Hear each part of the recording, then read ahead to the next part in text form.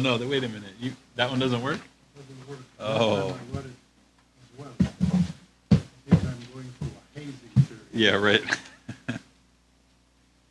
Newest member of this august body. You get the lowest chair. Non-adjustable. Non-adjustable. One of us,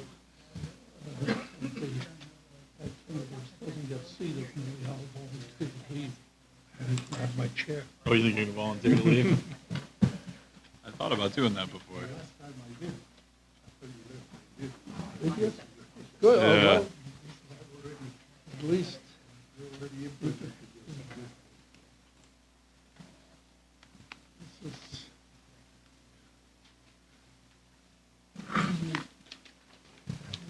be a little bit more efficient in the way we ask questions and get out of here faster.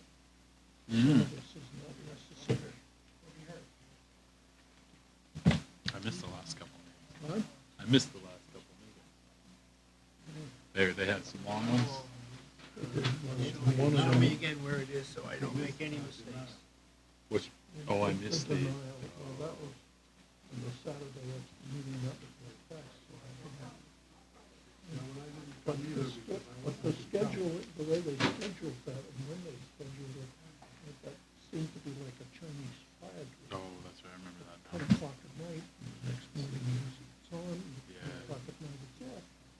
And, That's right. I wasn't around for that one, actually. uh, It was like a couple days after Christmas, I think. Not fast scheduled event. I think we got caught. I think it was timing out, the permit was timing out. Or the application time was terminated. I know, but the scheduling, if you're gonna do that, what they could have done is at least picked up the phone and called and said, are you gonna be there? Are you gonna be there? Are you gonna be there? Yeah, I see what you mean. And they went back and forth in emails, and then they said it's on, it's off, because they don't have a quorum. And then I wake up the next morning, about 20 minutes or so before. They pulled you up. And they said it's going again. I said, it's going without me. If I do that, I Did you come in though?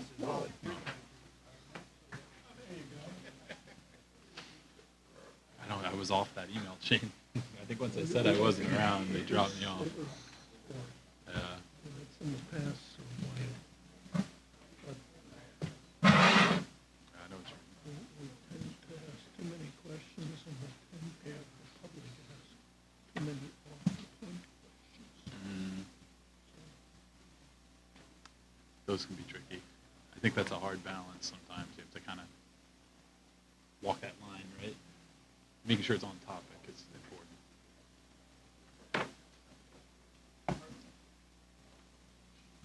What's on that ring, class? Is that an octopus? What's on your ring? Family crest. Is it an octopus? No, Sword? the shield, it's a European, Oh, I see it. German, it's Crest, our that's it. family Wow. coat of arms. From far away. It's like it might have Those are really. feathers off the helmet or off the shield. Gentlemen? Ready? Let's go. Good evening, ladies and gentlemen. This is the January 27th regular meeting of the Greenwich Inland Wetlands and Watercourses Agency. Elliot, is your mic on? Yeah, my mic is on. Can you give it a tap? Can't hear you. No, there you go. Do I need to get closer? Maybe. All right. Okay. Seating of alternates. Peter and Klaus, be seated. Could be seated.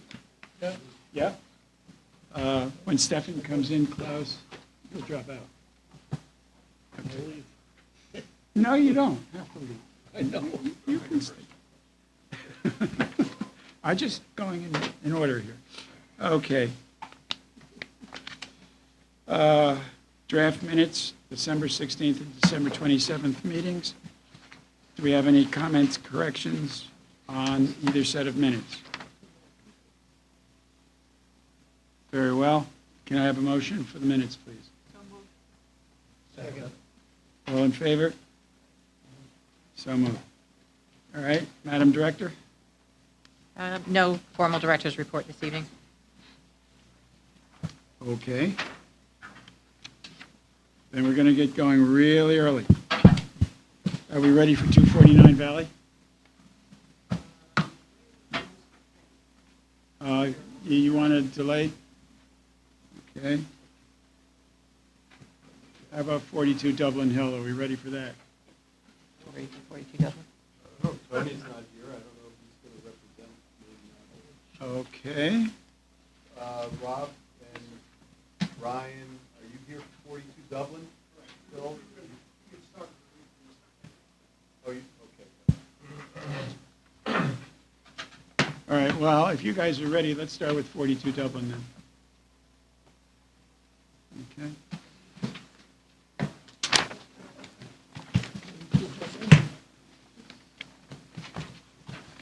Mr. Clausy, Oh, can members who are at the site please identify themselves for the record? So we can hear it. Jay Schoendorf. Did you make it to the site, 42 Dublin? Alan Rossi.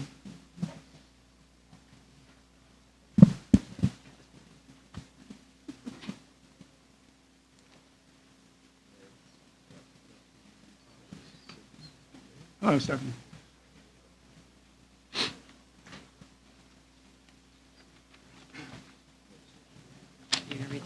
Yeah, okay, documents in file include the application, the supporting materials signed by the applicant's agent, Anthony DeAndrea of Rocco V. DeAndrea Incorporated, that's dated December 10th, 2019.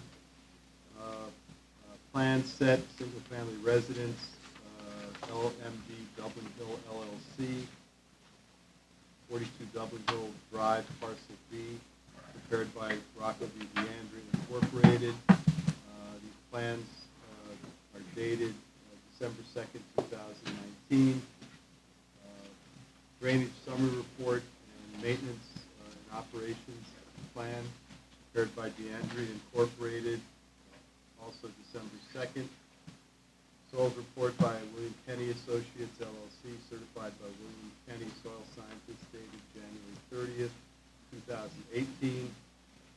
This is a letter from environmental hygienist Teresa Mead of the Greenwich Department of Health regarding the potential on the property for a septic system. This letter is dated August 9th, 2019. Public hearing notice was dated January 9th of this year, and the abutters were notified by a mailing on January 10th. DPW site review comments prepared by Scott Marucci, DPW Senior Civil Engineer, dated January 21st, and the staff report that I prepared on January 24th. This is a vacant lot, about a little over 4 acres in size, and the applicant proposes to build a single-family house with driveway. The driveway will have a wetland crossing, pool, retaining walls, septic system, and drainage system. All of the proposed structural improvements are 43 feet or more from the wetlands, with the exception of the driveway and the wetland crossing. Now, as some of you who visited the site may have noticed, at least in my opinion, the DeAndrea was not kind enough to stake the driveway and the pool in the house corners so that you could see where these improvements are proposed in this heavily wooded lot. In my opinion, the northwest corner of the house is pretty close to the wetland, and a slope down to this intermittent watercourse corridor. The applicant proposes to use about 75% of the upland area between the two wetlands. When you look at the limits of disturbance, the structures, the grading, and everything else. This is going to be a pretty significant project. This is a sizable house. Excavation will be up to 10 feet deep in the existing topography. And in addition, with excavation, they're going to be filling slopes to the north and west of the house, immediately proximate to the watercourse corridor. As I said, I think the northwest corner of the house, okay, I guess that's the northeast corner of the house, is pretty close to the wetland. North is to the right, so it would be the northwest corner. So the staff report kind of northwest corner. The issues that happen when you get that close to a wooded wetland watercourse corridor is future property owners come in and want to remove hazard trees.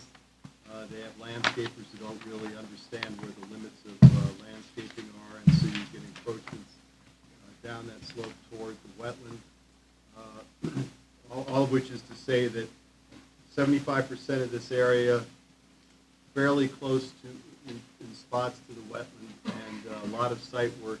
This is a big project in that central upland area. In addition, this letter from the health department states that the septic leaching area is at the present time not acceptable for a septic system because of the presence on the property of significant ledge outcroppings. They can do septic fill to create a suitable system. This is not unusual. The issue, I would say, is if they're going to build this house, I'd like to know when they're going to be preparing the septic area to get a sign-off from health, because if they can't fit an 8-bedroom septic system on this property, they can't build an 8-bedroom house. This project will require clearing of several dozen trees ranging in size from 12 to 36 inches in diameter.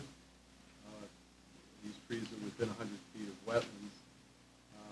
However, Section 710B of the regulations requires trees greater than 6 inches to be shown on site plans, and I know there's 6 to 12-inch trees also within the disturbance envelope, so the applicant needs to sort of flesh out how much clearing is involved in this project.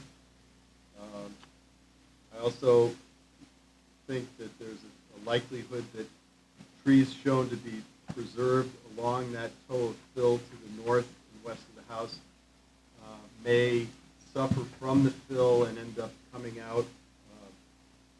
The applicant has not provided any mitigation for tree removal, no sort of a planting plan, and no details as to how these fill slopes are going to be stabilized and then maintained in the future.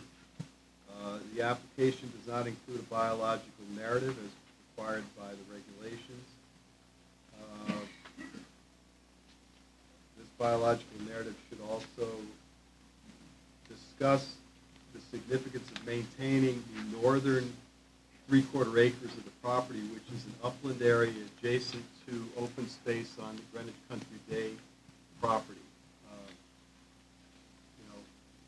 That could be some mitigation. So, but we don't have anything about that at this point. The project will result in 19,000 square feet of impervious coverage on the property. The drainage system has been found by DPW to be acceptable in concept.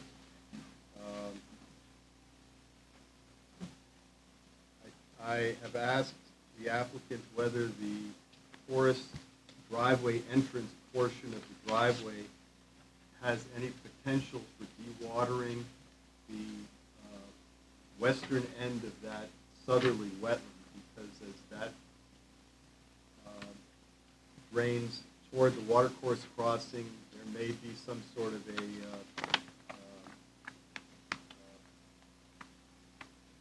diversion of water away from the lower parts of that on-site watercourse wetland.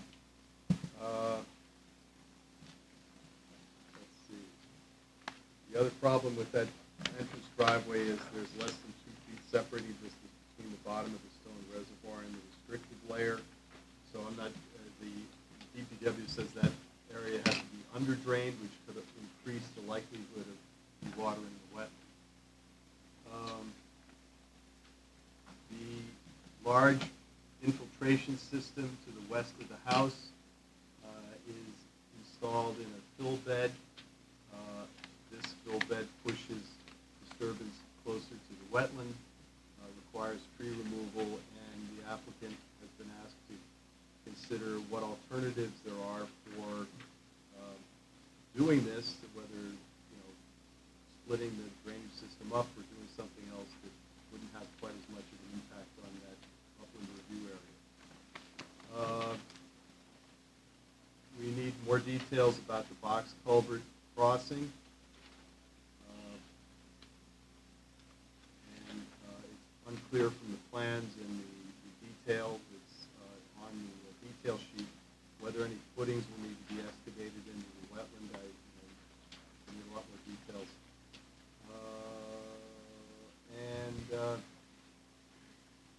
We need alternatives. That's a requirement of the section 7.11 of the regulations.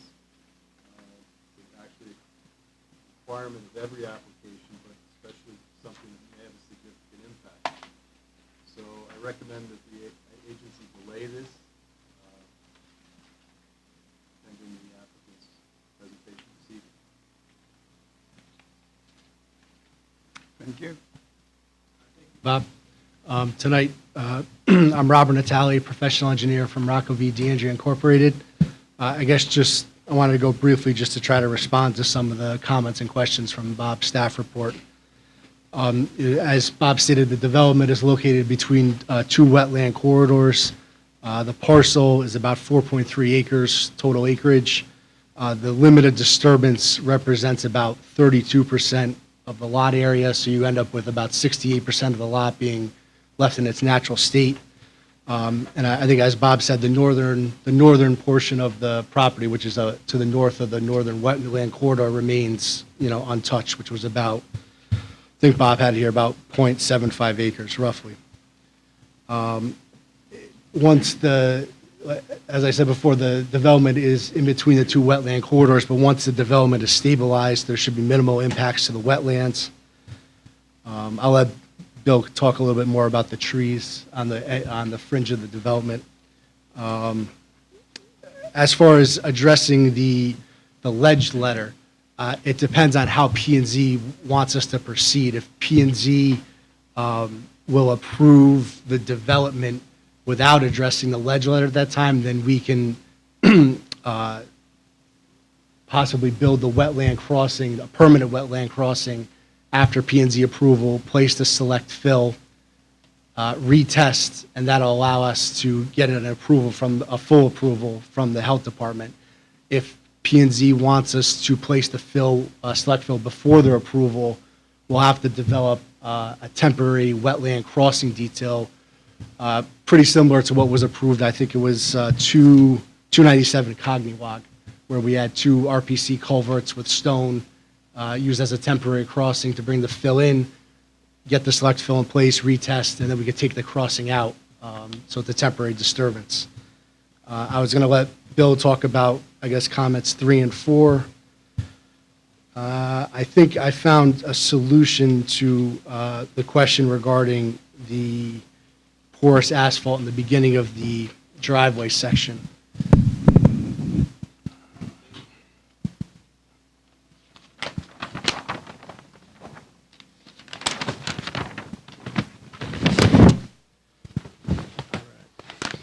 So this is a profile of the proposed driveway at the center line. And as you can see here, these are the 3 open box culverts crossing the wetlands. The green represents the limit of wetlands. And I think Bob had a concern about this stone reservoir possibly draining the wetland on this end. So what I was able to do was pull the reservoir, or the deep section of the reservoir, back away from, the edge of the wetland, and have about a 20-inch section of stone below the porous asphalt, and that'll push the stormwater to the deep edge, which will be located higher up elevation from the wetland. We could also put a liner around the stone reservoir to separate if there's any groundwater migrating towards it. I think that's a good solution to that. This section here, you can see the 3 open box culverts, as I said before. There would be 2 footings required within the wetland. Those footings would be approximately 2 feet wide by 25 feet long, approximately 2 feet deep. This is an exaggerated scale. Right now, we have it basically excavating out and putting crushed stone, compacting it, and that would provide a footing base for the open box culverts.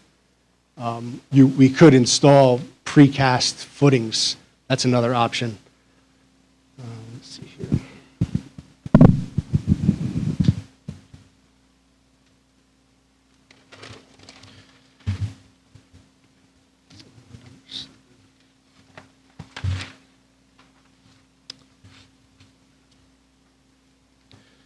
I think that there was a question regarding whether it would be possible for the driveway servicing the property to originate near the beginning of the new road meeting to the southeast corner of the property. That's where Dublin Hill Extension would be served the subdivision to the east. There's 2 problems there. One would be a legal problem, and the other is physical features.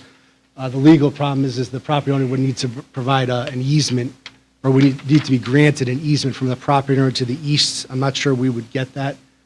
The other is the physical problem. Part of the stormwater design for the new roadway extension was a rain garden, and that provides treatment of stormwater coming off the road, and that's located directly to the southeast of Flag. Can't see it there. But anyway, it's in the same footprint as the old driveway, so that kind of limits our ability to put a new driveway in that area. And let me see.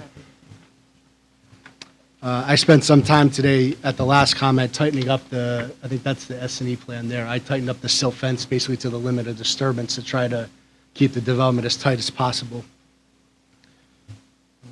I think with that, I might turn it over to Bill Kenny to talk about I'm sorry. Sorry, Brad, one quick question. Sure. The ownership of the 5-lot subdivision in this parcel, are they not the same owners? They're 2 different entities. So one entity would have to But they're grant the other shared one. people. I can't comment on that. I'm not sure. Want to comment? Would you determine that, please? I'm sorry? Would you find out? Hi, Doron Sabag, owner of SBP Homes, the developer. Parcel B was a legal entity with its own tax code previous to our purchasing 42 Dublin Hill. The subdivision has nothing to do with that. We have 2 separate set of investors for 2 lots, and hence the easement issue. So the It's two- not shared Will they grant an easement? Has anyone explored whether they grant an 100% no. They will Yes. not. No.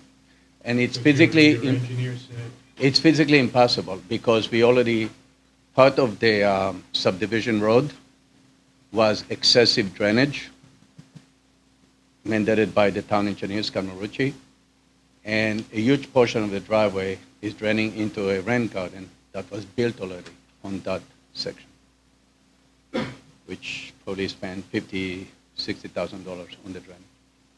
It does seem, though, when you're out in the field, that there is sufficient room to, because that rain garden is already in, lovely, that it, We have pictures, I can show yes, you. that there is room to go around it Then you violated Lot 1, the second. without an easement, Lot- in the absence of an No, easement. you cannot do it without an easement. Correct. It's impossible to access that lot without an easement. And when we pick the crossing of the wetland, we pick the narrowest part of the wetland to put the driveway. So that driveway shifted 3 times as we designed it to make sure that we are minimizing the disturbance. And how much of Lot 1 would you have to cross in order to get to the road? Almost all the way to the back.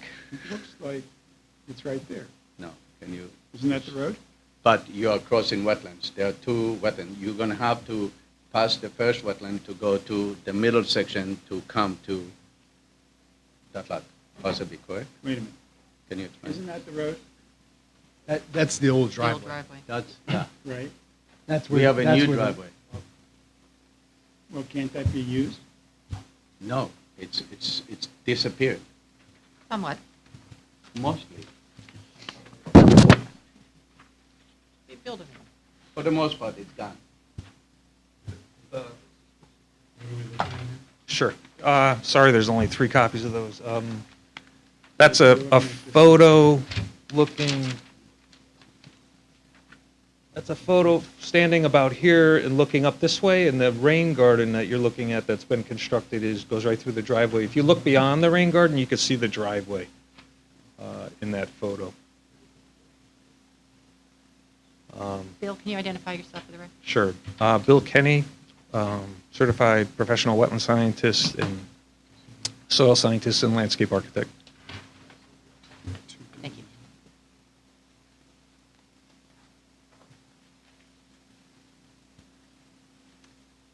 Sure. Just add a few more things, and also to let you know, we're really tonight, we understand there's things that, additional information we need to provide to you and clarifications and information, so we're seeing this as an opportunity to gather your thoughts and comments, and then working with staff between now and the next meeting to submit a new package with more information and hopefully answer as many of the questions that you have as possible. With regard to the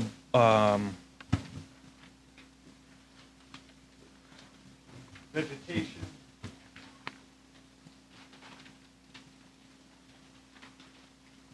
with regard to vegetation management, we have prepared a restoration plan that includes wetland mitigation, some creation of some new wetland areas, some buffer plantings, and then just general revegetation of the site. So we'll be submitting that in the next couple of weeks so that you have that to you as soon as possible, and you can be able to review that in time for the next meeting. A couple things to point out that I realized when we got out into the field that we had flagged this wetland, I can't remember the exact date, but it's been over a year. And when we saw the survey, we saw that there's a slight error here in this area. There's a flag 58 and 57 are right here, and they actually connect. This wetland does not extend like that. There's an old woods road right through this area, and there's a big clay tile pipe that goes beneath that woods road, and that pipe extends in this direction and ends in this, roughly in this area, and discharges down the slope into the wetland. So there's an opportunity there to do exactly the opposite of what we're doing here. There's an opportunity to remove that old woods road, remove that pipe, and restore a watercourse or wetland through this area. And we are showing that on our plan, and we'll provide you with more information regarding that. Also, we are preparing the required biological narrative to review existing conditions, proposed conditions, offer some alternatives, and that type of thing. So if you have any questions, I'd be pleased to attempt to answer them. So, Bill, is it fair to say that you were not part of the, since you're just doing this work now, that you were not part of the design process associated with this? Not with the general master planning of the property. Yes, we are now. What alternatives do you expect to look at? So, one alternative that came to our mind is that there's an opportunity to shift the driveway slightly and preserve some significant trees. And also, and so I think that is something to consider, and we'll provide some information on that. And also, we could look at possibly a different span for that crossing. So rather than have 3 culverts with footings for each one that pass through the wetland itself, perhaps we could do something that spans the entire wetland How itself. about looking at an alternative for a much smaller impact? The upland review. Yeah. Yes. How about, rather than 19,000 square feet, we try for 10,000 square feet? we can certainly consider that, and we'll go, as a team, we're going to sit down and, Yeah, and remember to consider it in terms of the wetland impacts, sure, not the sale impacts. Maybe with a focus on the upland review as well. yes, That's been coming up a lot. yes, Yeah, I mean, destruction. Discussions with you. yes. We've had discussions with you about destruction of the buffer, and Yes. it's getting worse and worse and worse. Okay. We will look at that and provide you with information regarding that. And Yes. Just off the top of my head, how about rotating the house counterclockwise? Sure, we'll take notes of these things and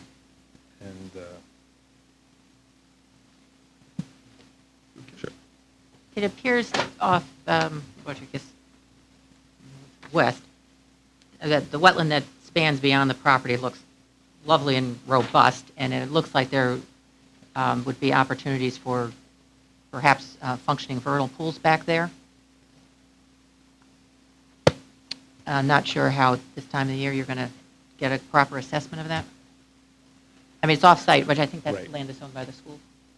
There's a pond to the west, but it's a perennial water course. Are you referring to the Stanwich campus of the Greenwich Country Day School? We actually did the permitting for that and did vernal pool studies for that, so Good. we have information. Excellent. It's been a while, I don't recall all the details of it. I think it's the pond that drains, gets the drainage from the central wetland. and Yes. It's got an island in it. I It's think. right, it's got two little man-made islands. It was like a skating pond, Those are you take the trail down. an old estate. Yep.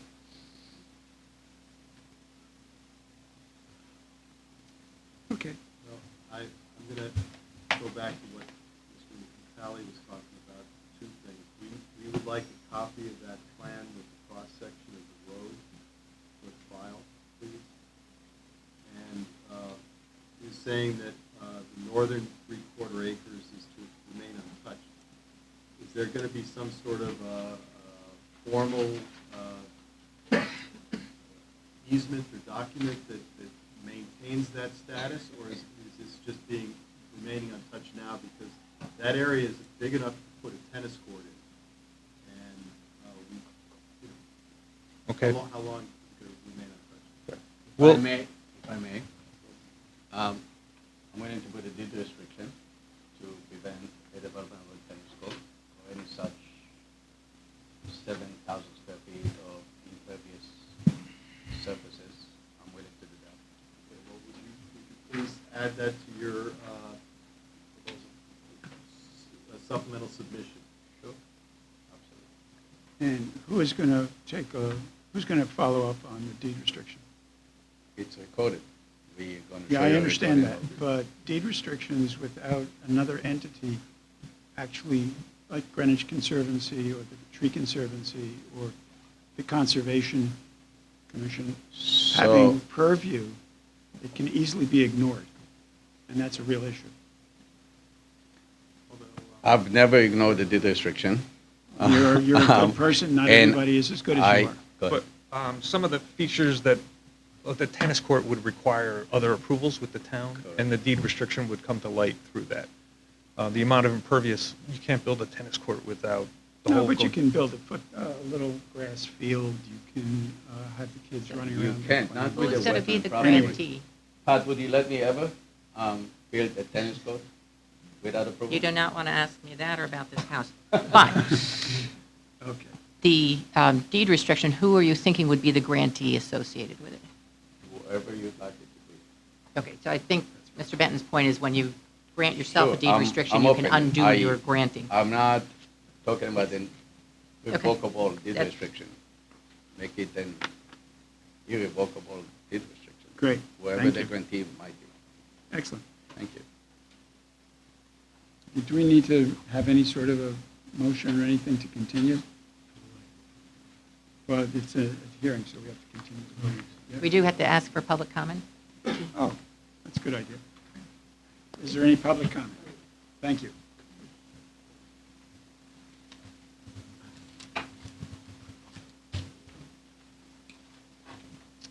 My name is Andrew Cohen. I live on 122 Cat Rock Road, which is the abutting properties on Cat Rock. There's actually 3 properties that abut this property. So the proposed site is up on a hill, a significant hill with a wooded area, and my neighbors and I live on the property that's sitting on the base of the hill. I received a letter about the project. I didn't have much detail about it, but I understand it's a significant project. It was described as proposed 150 cubic foot house. I'm not sure how many square feet that is, but it sounds 8,000. Okay, sounds pretty significant. A number of the issues that I had concerned about were raised. In particular, I'm aware of the fact that there's wetlands, and as I said, there's a significant wooded area between our property and the proposed site, and we're concerned about increased water runoff.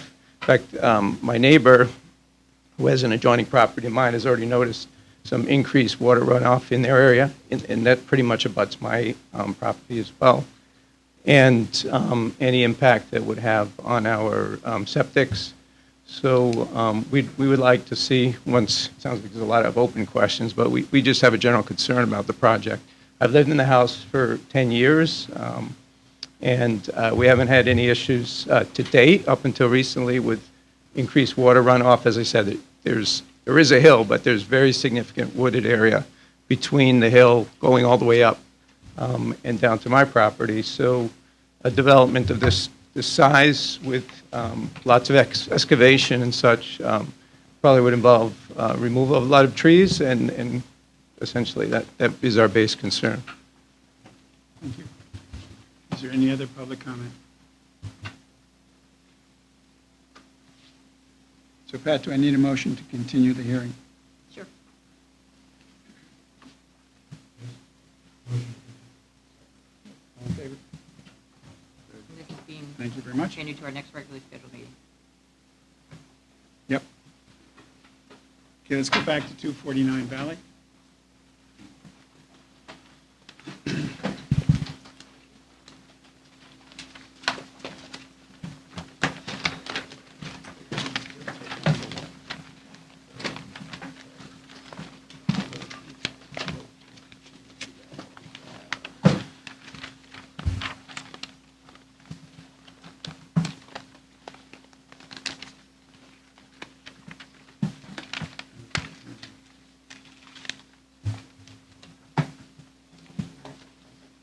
Buried my list of documents. Okay, so additional information since our December meeting.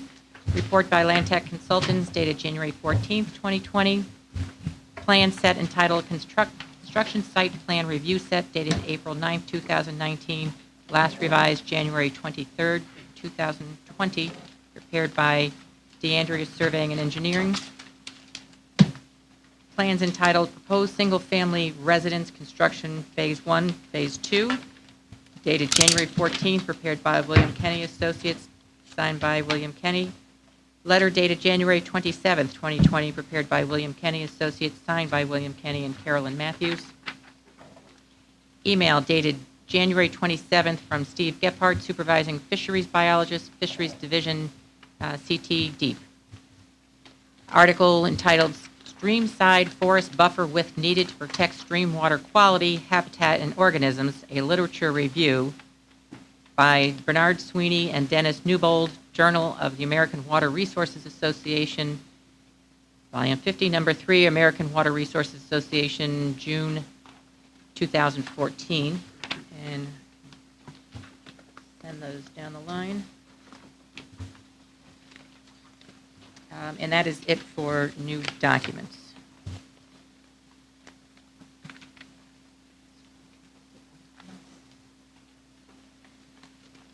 Good evening, Mr. Chairman, members of the agency. For the record, Tom Hegney on behalf of the applicant. We were before you at the December agency meeting and submitted quite a bit of information and modifications to the plans, and went through that with you at that meeting. Your consultants who are doing a peer review on the application also were here and have had a chance to review that material that was submitted. They provided you with a very thorough report with original issues, our responses, and then their responses to our responses, dated January 14th.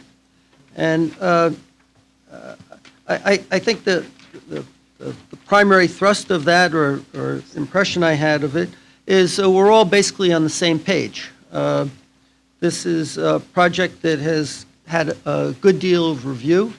We've done a great deal in terms of modifying the drainage and the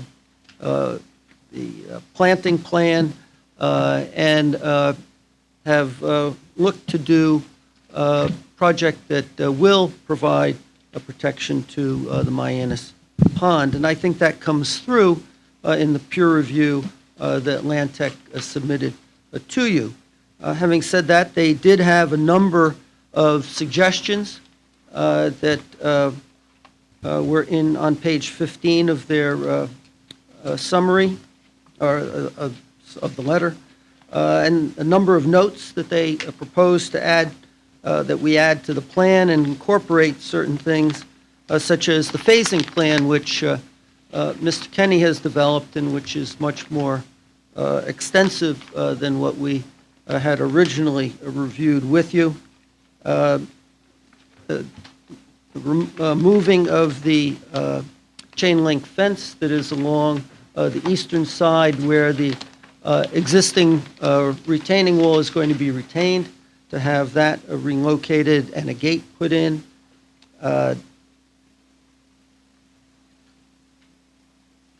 To deal with deliveries and how that would be handled on Valley Road, to provide for specific requirements for the fill, and to relocate the weep holes so that they are approximately 1 foot below grade, to allow for the root systems of the plants that we're proposing for that area to uptake nutrients.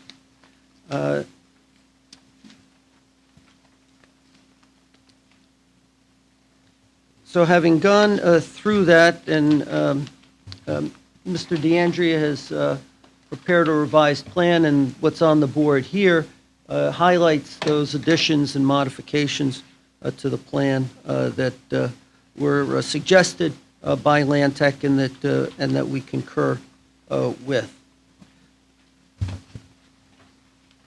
I'd like to ask Mr. Kenny now to go through his report with you.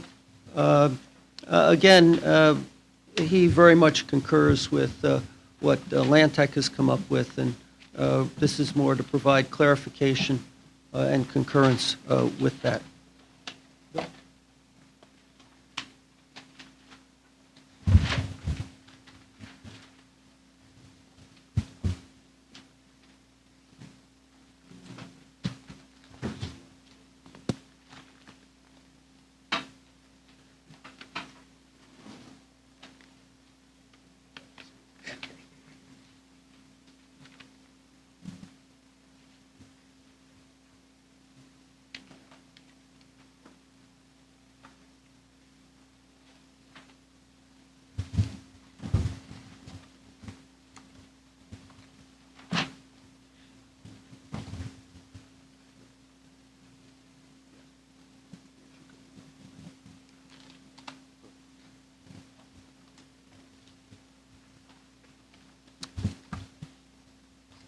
Good evening. I am Bill Kenny, principal of William Kenny Associates in Fairfield. I'm a professional wetland scientist, soil scientist, and registered landscape architect.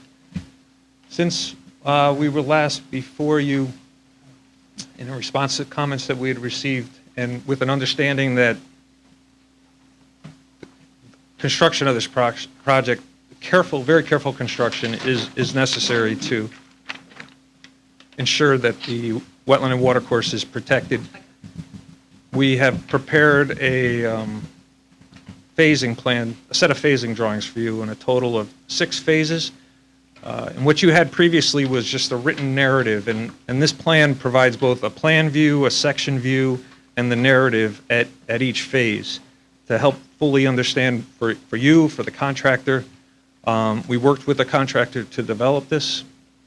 It was a team effort. There was a earthworks contractor, the general contractor, the engineer, Rocco V. DeAndrea, Inc., myself, Tom Hegney. So it was a team effort to put this together.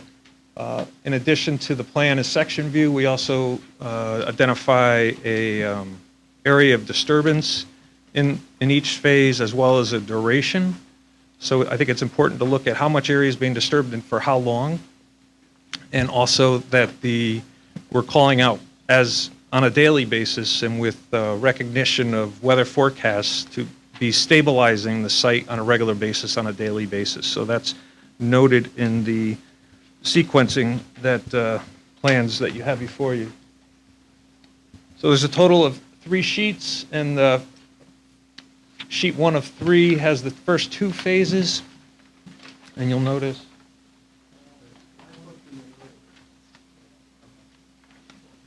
Okay. You guys have one extra? Did Tom give? Perhaps he gave you all of mine. One extra.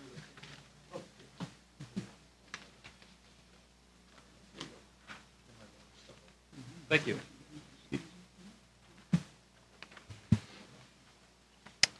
So the first phase is to basically site prep, get the soil erosion and sediment controls in, and clear the vegetation, the area that needs to be cleared in preparation for the project. And this phase is just one.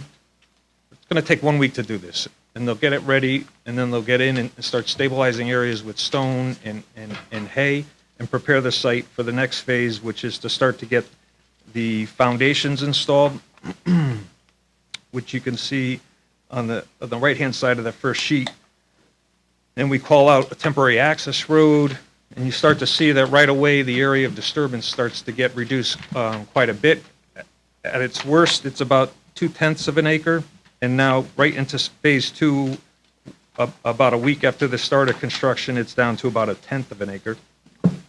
And with this phase, although there's excavation required, some of the most excavation through the project, what's interesting is that the foundations are running parallel with the pond, and you end up creating these mini sediment traps stepped down the side of the hill. So as you excavate these long trenches for the foundations, you're going to have a western foundation and an eastern foundation. You end up with trenches that function as a sediment trap. So you have both the double layer of silt fencing and chain link fence on the far right side, and then these trenches for these foundations. And so the excavation of the house itself is a sediment trap, which is very helpful. And the area of disturbance is very small. The watershed as well is very small. The watershed is basically the property. There's not a hill that goes 300 feet up beyond. So it's good. You don't have a lot of water coming through the site. You have a small area of disturbance. You have multiple layers of sediment trapping capacity. And then this phase will be completed in about 2 weeks. So we're 3 weeks into the project. And if you go to page 2, phase 3 is that the foundation walls now start to get constructed. So they start to add these the vertical walls, and then the walls also then become sediment trapping structures. And as quickly as possible, they begin to put in the stone for the foundation and the filter bed that's going to be used below the house.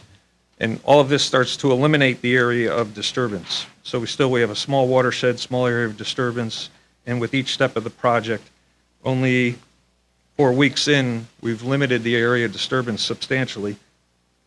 And phase 4 is very similar. Really, the big difference between phase 4 and 3 is that the western foundation wall is relatively tall, and we're looking to install that in 2 phases. So in the first phase, you install the lower part of that wall. In the next phase, you install the upper part of that wall.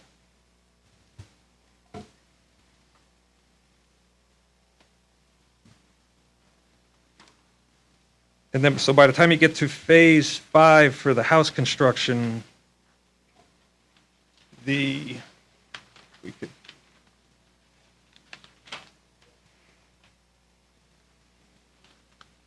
The entire front yard will be gravel for parking and construction staging and construction material staging and so forth. And the house footprint itself will be all gravel. And the eastern part of the site, and I also, yes, I want to mention, there was a comment from Land Tech to clarify when the buffer planting would be done. And what we are proposing is that east of the silt fence, where all that buffer planting is occurring, that would not happen until everything west of the silt fence is stabilized.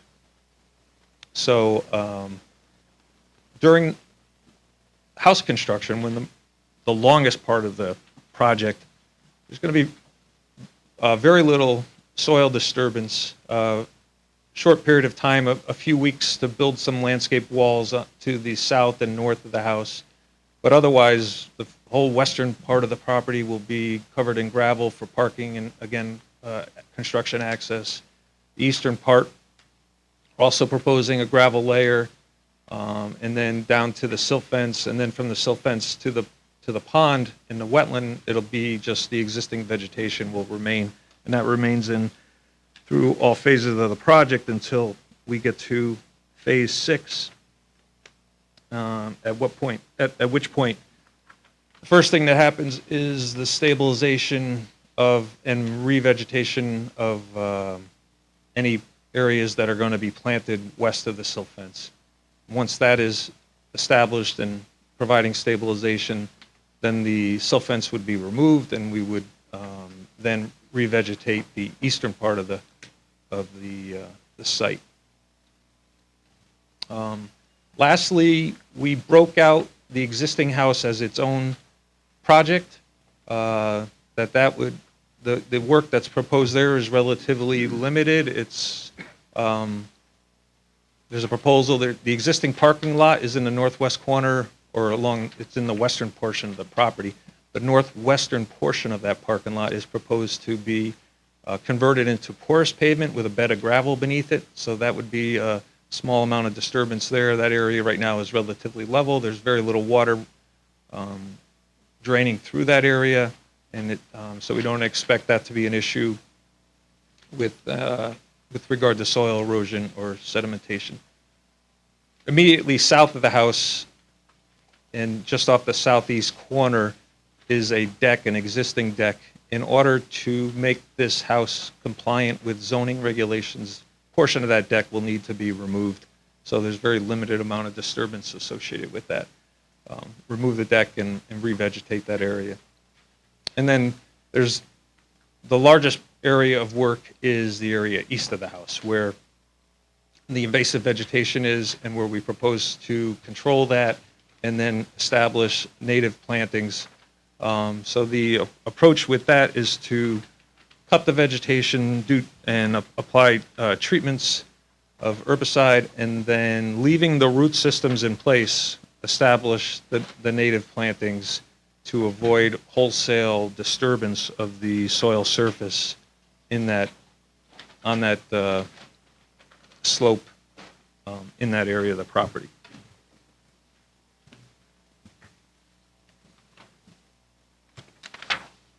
So this, we feel, provides a very extensive and detailed review of the construction process, and will be very helpful to ensure that the wetland and pond can be protected during construction.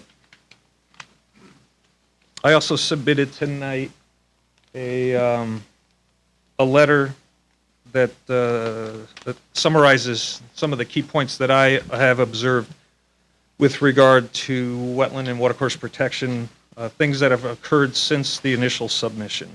At the time of the initial submission, my professional opinion was that the project would not adversely affect the wetlands and watercourses, and the changes that I summarize here provide added levels of protection, additional environmental protections, and with that, it continues to be my professional opinion that there will not be adverse impacts on the wetlands or watercourses.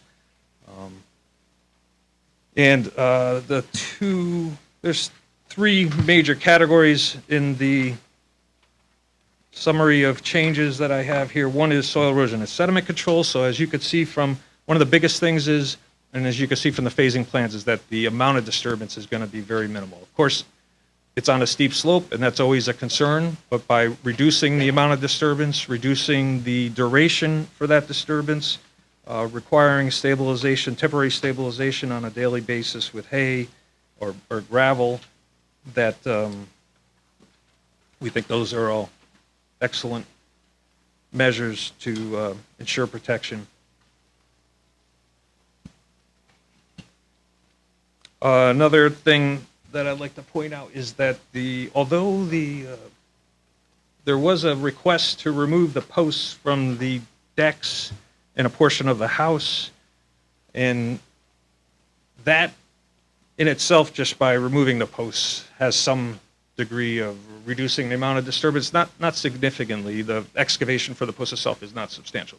However, it does allow for the overall limit of the silt fence to move that much closer to the house, because the posts aren't in a way for construction access. So we have pulled the silt fence and the chain link fence, the limit of disturbance, further from the pond and closer to the house. So in that way, the posts have been very helpful in restricting the amount of disturbance. Second area of discussion is the stormwater management system. So some of the improvements of the conversion on the existing lot, where there's no current management measures to treat or manage stormwater runoff, the addition of the porous pavement on that lot is a good thing and will help and will improve stormwater runoff from that property. Over time, the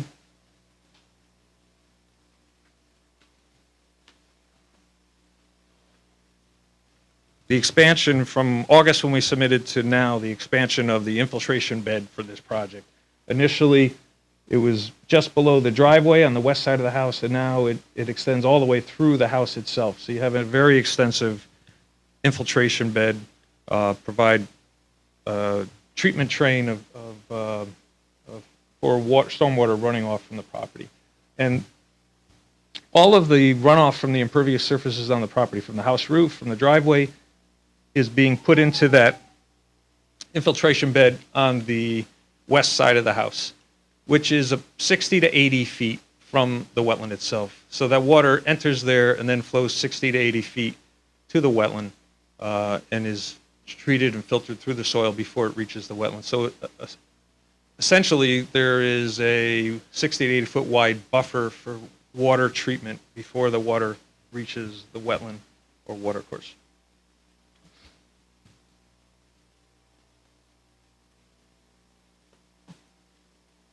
Some other changes, I mentioned earlier the depth or the height of the foundation wall on the western side. It's taller than that on the eastern side. And initially, the depth of the foundation came down just as deep as the eastern foundation wall. So that was quite deep, and there was a concern of how that might affect the flow of groundwater from the west to the east. We studied that, and we realized we could reduce the depth of that foundation, so now it's a much shallower, and by doing that, it creates an even more clear path for groundwater to move through soil to the pond and wetland.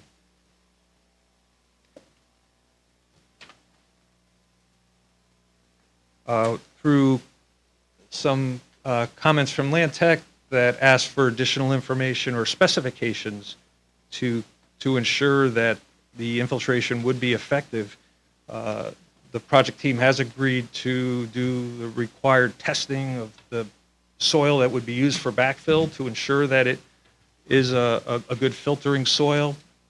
We also discuss moving where there's some weep holes along this foundation wall, so any water moving through below the house in this area, the water would come through weep holes, and we have strategically located those weep holes within a foot of the surface of the down gradient soil to ensure that water that is released through those weep holes is in the root zone of the vegetation that is planted in this area. Also, the soil that will be used as backfill here will also be tested to ensure it has the proper infiltration capacity and for water quality treatment. Since August, after careful review, we expanded the buffer planting to extend up below the deck and up below portions of the garage that are on piers through irrigation and through proper sunlight and a proper selection of plant material. We're confident that we can establish vegetation in that area that will be effective filtration and habitat. We presented to you at the last meeting the sun evaluation that we did, and I see that Lantuck has reviewed that, and based on the hours of sunlight during the growing season and based on the plants that we selected, that they're in agreement that that will be successful. And we have specified, there was a comment about specifying on our planting plan what specifically the plants would be below those areas, and we are showing those on our planting plan now.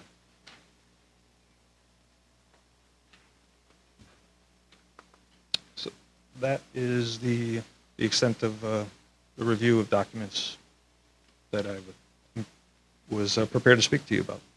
You're welcome. Bill? Yes.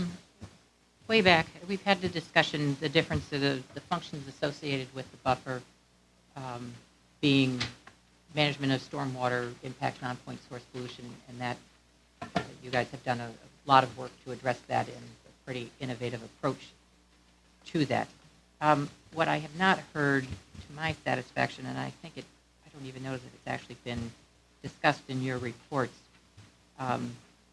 the value or the benefits, the services that the upland buffer to the wetland and the watercourse, more importantly, the services that those buffers provide in terms of large woody debris, organic detritus to supplement the food base, the microhabitats along the shoreline, the value that the wooded buffer brings to macro invertebrates.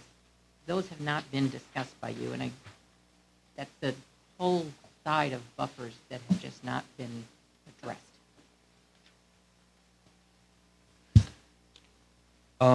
First, I understand that Land Tech also reviewed this, and was their opinion that at this site, it's due to the type of watercourse and the site that it's not an issue of significance. And I would agree with that. They said large woody debris and organic detritus is not an issue. I'd have to look back at this. Well, I can pull out their Tom's here, report. so he can speak to it. Sure. But prior to That I don't exported know. detritus, it might be the exported detritus and how the organic material helps to feed. So when I look at the Journal of the American Water Resources Association, there is an awful lot to be said for the value of buffers. So in looking at your mitigation plan, what was your goal as far as what was the depth of the buffer that you wanted to see restored, and how does this plan respond to your goal? And I'm hoping that this was, well, leave my hopes out of it. I get the sense that the house was built and then a plan was devised. So I'd like to have an understanding of how this meets a depth requirement and what you're basing that on. It's within the context of the wetlands law of the state of Connecticut and the protection of the actual wetlands and watercourses. And within the context of zoning and current development standards. So with regard to the question about the house, I think there's been quite a bit of discussion about in order to get a driveway access to the house and put a house in that isn't just 10 feet wide, you end up with a certain footprint at the site, a certain width. So that did define the buffer width to a great extent. And then we also look for ways to increase that by increasing the planting below areas that are cantilevered out over the buffer. And with that and the amount of planting that we're proposing, it's my professional opinion that this buffer is adequate to provide the protections that are necessary under the law. So in what regard is that professional opinion based on? Based on, Because boy, it's got 20 feet, and that's great. I mean, so you're telling me the house was designed, and I do not ascribe to that this is the only footprint for this lot. I'll just throw that in the record. This is the footprint that's been presented to us. In your evaluation of the alternatives to this footprint of a house, what were your thoughts?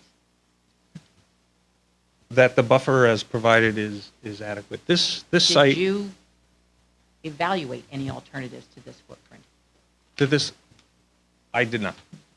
Well, we evaluated many alternatives, and the changes that you've seen since August to now were, well, and I was involved with the evaluation of, I understand and appreciate how the footprint of the house came about and how,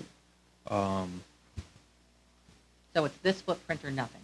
That's your statement that this is it. with all the, yes, with all the changes that we've made, yes. So the fact that the regulations and application requirement is to submit sketches, alternatives, and then you're intended to review those alternatives. Can you explain how this record meets that application requirement?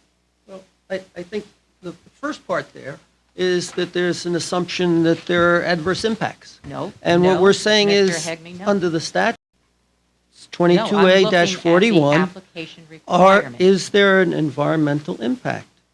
And Mr. Kenny has stated that with this plan, as it has been revised, there is no impact to the wetlands. And based on that, we are not required to provide prudent and You'll feasible go to- alternatives that are going to have less of an impact, because it is his opinion that this plan as developed does not have an impact. So it is my opinion that the record does not support that conclusion.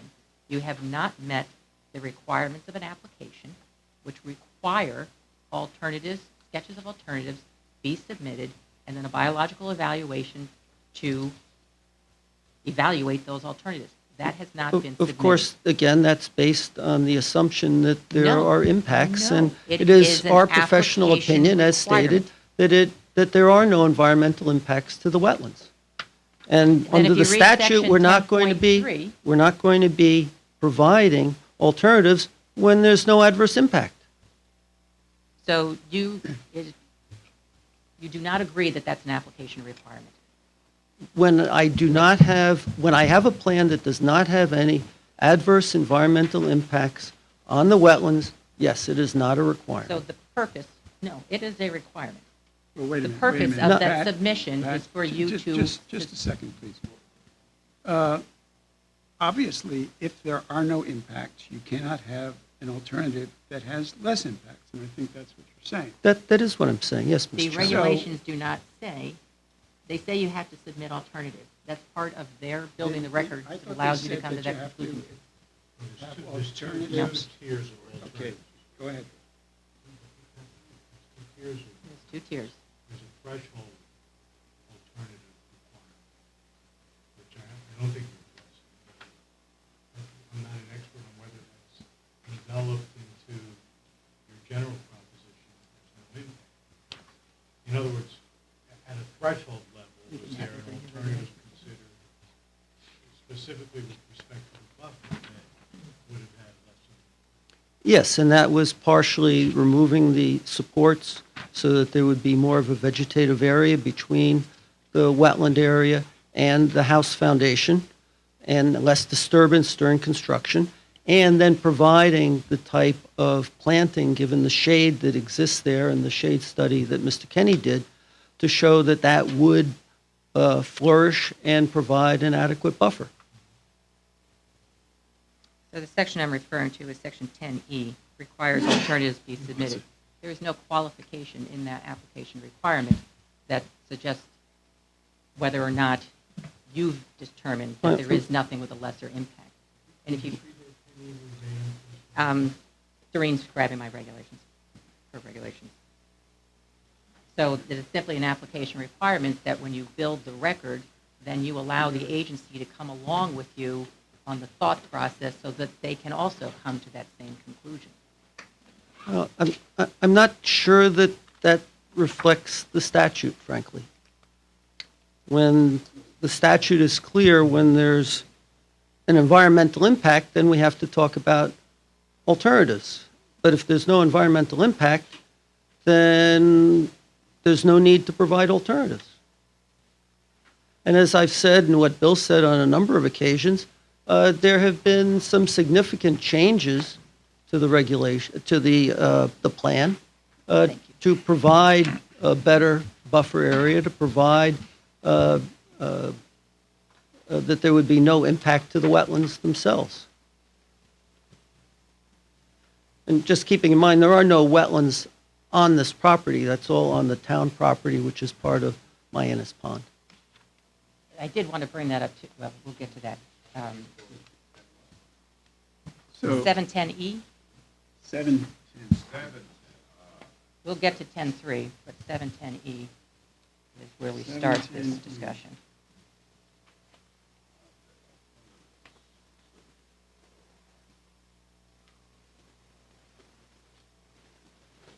just alternatives considered and subsequently rejected.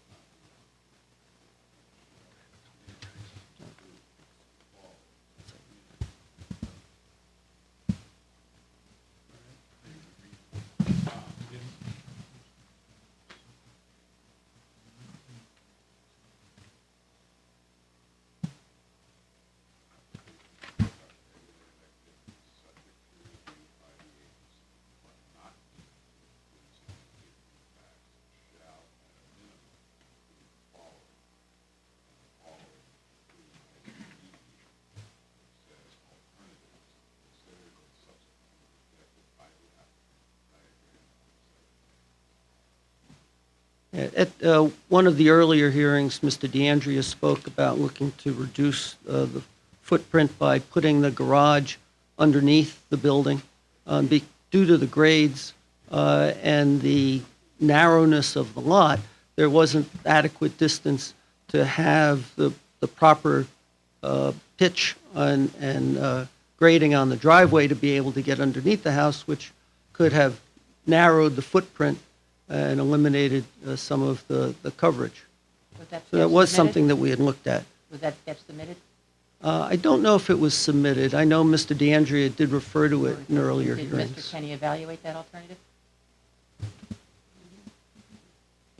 Sure. Not Okay, sure we So that did. doesn't comply with the regulations. Then if you go on to 711, which is the section that we're working under, so an application to conduct a regulated activity subject to review by the agency that may include a significant impact activity shall include at a minimum all the preceding application requirements, and it goes on to list further. So we are in a situation where the public hearing has been held because the agency believed that the project may include a significant impact. So under those terms, then we move on to section 10.3, which is the criteria for decision. In the case of an application which received a public hearing pursuant to a finding by the agency that the proposed activity may have a significant impact on wetlands and watercourses, repeated language, a permit shall not be issued unless the agency finds on the basis of the record that a feasible and prudent alternative does not exist. There is no qualifying language with that in the nature that you're referring to, because you've determined that there's no significant impact. That language is not in here.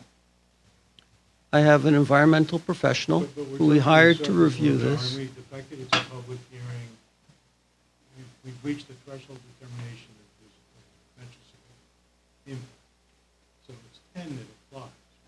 So we have looked at alternatives. We took the level spreaders that were along the easterly property line. We've essentially relocated them into the footprint of the house itself, so that the area under the house becomes this giant level spreader. Mr. DeAndrea increased the retention on the western side of the house near the road to provide for retention for a 100-year storm. And we've tied all of the roof drains into that rather than having them go east toward the pond. There are significant improvements that we've made since we initially submitted this to you that go even farther to protecting the wetland resource. Okay. I just want the record to be clear that I don't believe that the applicant has done its job with creating that aspect of the record, so we can move on. Well, I have a more basic question for Mr. Kenny. Mr. Kenny, you say there's no impact to the wetland. Now, how much of the buffer is being destroyed? How do you define the buffer? Well, for argument purposes, in this case, it's the distance from Mayanas Pond to the road. Okay. That is the buffer. Okay. How much of that is being destroyed? The function of that, the primary function. How much of it is being destroyed? It's being modified. You're not a politician. So, How about a direct answer? okay.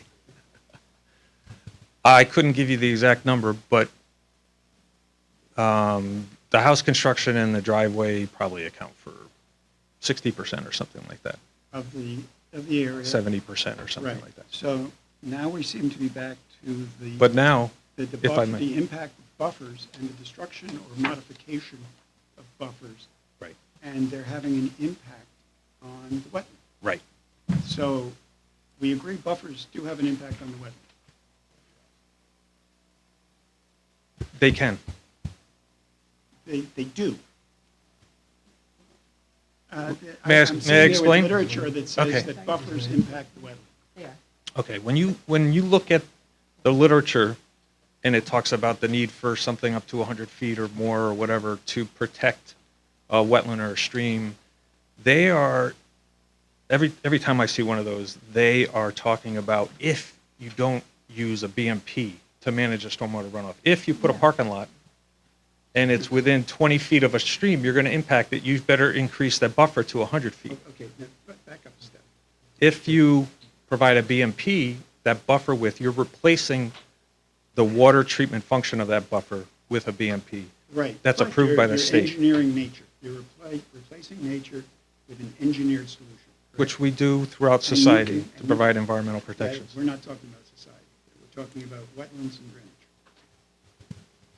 Okay, and you're telling me that it's your professional opinion that an engineered solution will equal a natural solution? The engineered solution will provide protection needed to avoid an impact to this It stream. will equal, I'm using very specific terms. I am Because if too. it's not equal, it's an impact. I disagree. They function differently but achieve the same objective.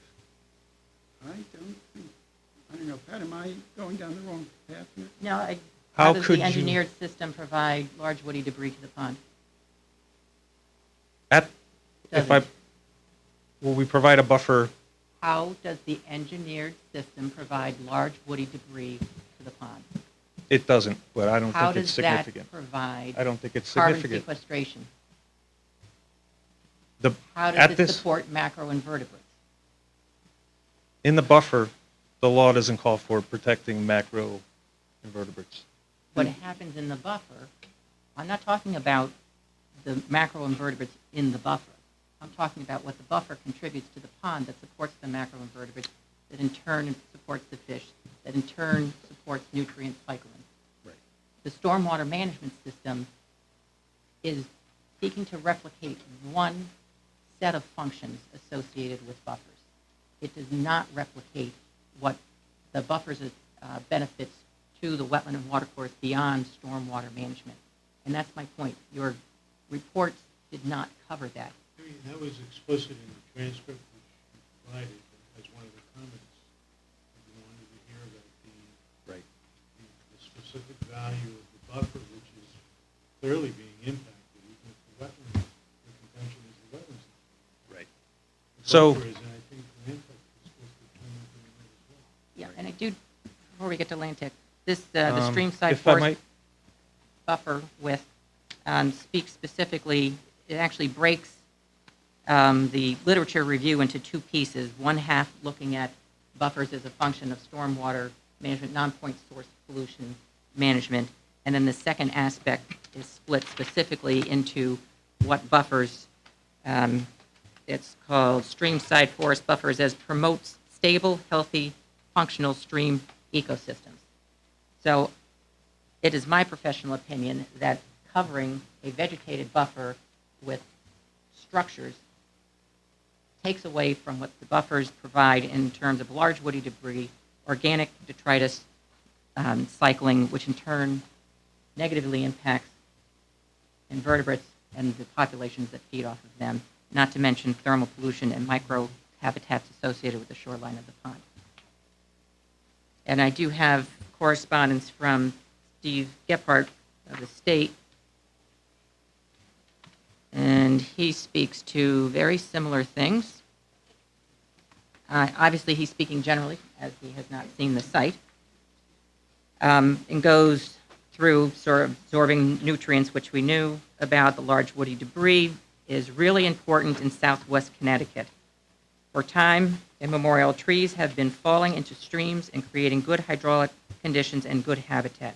In most rural areas, this continues, but in developed areas, particularly Fairfield County, landowners view fallen trees as a messy and comparable to a dead tree laying in their front yard and rush to clean it up. This should be resisted, but so many of the local streams have been cleaned up and are now impoverished of large woody debris. Three major roles of large woody debris, and Mr. Hegney has a copy of this, and the members have a copy of this, so I don't, unless you want me to read further, I won't read further. And I do recognize that there is some planting going back in there. One of the things, especially with a house this close to the pond shoreline, the tolerance for shade-sized trees is going to be minimal, if at all, considering what a small parcel it is. The shade tree will be in front of the house, which of course defeats the purpose of being on the water. And we also have the issue that I didn't realize until I was sorting through Bill's cross-sections today and then going back and referring to the plan view. But there's aspects of this project that are on town land. Sedimentation erosion controls enter into town land. The planting is on town land. The town is an owner, which is part of this application, and has not provided consent for it. I'm seeing for the first time Mr. Gephardt's comments here, and just looking through it quickly, and a couple things jump out to me. One, he is focusing, a lot of his comments are focusing on a stream, like a channel, a watercourse that has a significant flow, and the habitat characteristics of a stream are different than a pond. And so with regard to trees falling in and causing a riffle and pooling effects and things like that, it's not applicable to this. And he goes on to mention Other aspects that are applicable. What, I'm sorry? There's other aspects that are applicable. Yes, yes. Thank I'm you. just pointing out some of them. Don't forget to point out the other ones, too. Yes, what, well, you did. So I'm pointing out the other ones. And he does say that perhaps you can get by with a 20-foot wide buffer. So he's not saying absolutely no 20-foot buffer. He's saying if it's done properly. I'm saying if it's flat. The slope, what is the slope of this property? Come on. Right. Okay, so let me point out, so where we're providing all of our storm, well, not all of it, the first part of it, it's flat. We're providing those infiltration basins, they're flat. Beneath the house, beneath the driveway, that's flat. After construction, what we Yes. started with is not flat. Right, so we're providing a better, So going from treatment the process, outside the because foundation down to the steeper- watercourse, what's the slope there? From foundation to watercourse? Yeah, go from there. Yeah. I'd have to measure it, but even,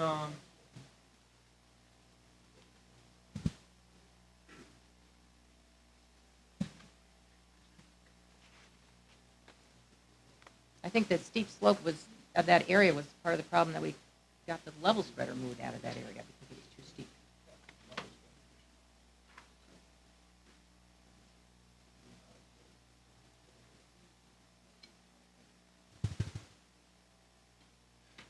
It's about 50% in that area. 50. Not flat. Can, Can we agree that this is flat? Yeah. No, this is, it looks like this is part of the house. Sure it's flat? It does look like one of these, this is part of the house. So, 2%, well, whatever, water's flowing toward the house. Right. I mean, whenever you have pavement, you make it, there's a certain pitch to it. But once it, and then it's all quartz, so it's going to infiltrate through that, into that flat bed. And so you're not getting excessive high velocity runoff from there. And then it flows into the other bed beneath the house that is flat. So it's all moving vertically down through there. And the velocity sideways is zero. It's not until it would hit either bedrock or water table that it starts to move sideways.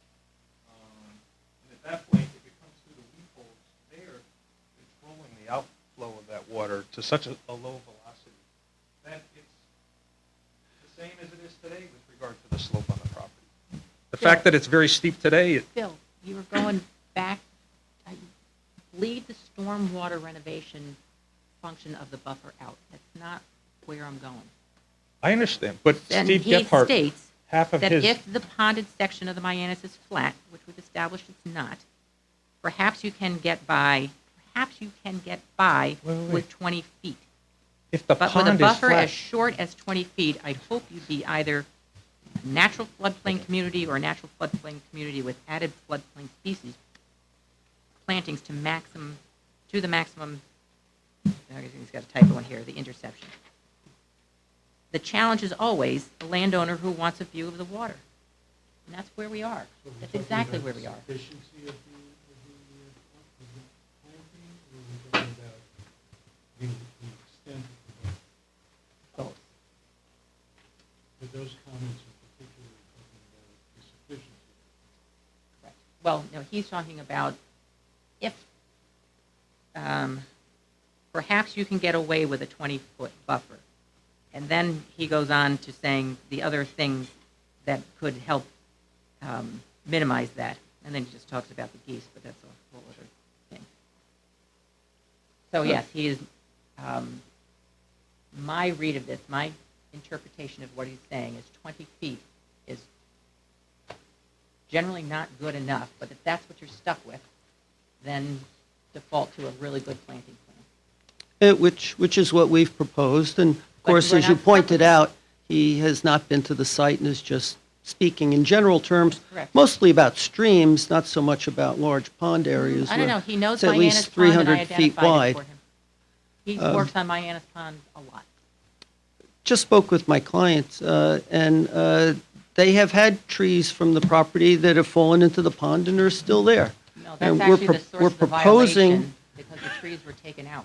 No, these are trees that were there that fell into the pond through a storm, were not cut down, and that are still there, providing the habitat that this gentleman speaks There may still be some of. trees there, but there is a violation of 249, which we have not cited as a violation because of the application. But there were trees that were trees fell, some have been removed, and there's stumps out there that indicate additional trees removed. And we have the aerial photographs of the fairly recent past to demonstrate that the trees were there. And as part of Mr. Kenny's landscape plan, we're showing trees to be planted I along the just would shore like the record not to reflect that. as a remediation to the area. As part of the overall restoration, the removal of the invasive species. I suppose we could continue to go around in circles, but suffice it to say, our opinion is that we've provided a plan that does not have any adverse impacts to the wetlands. And we believe that it is worthy of your approval.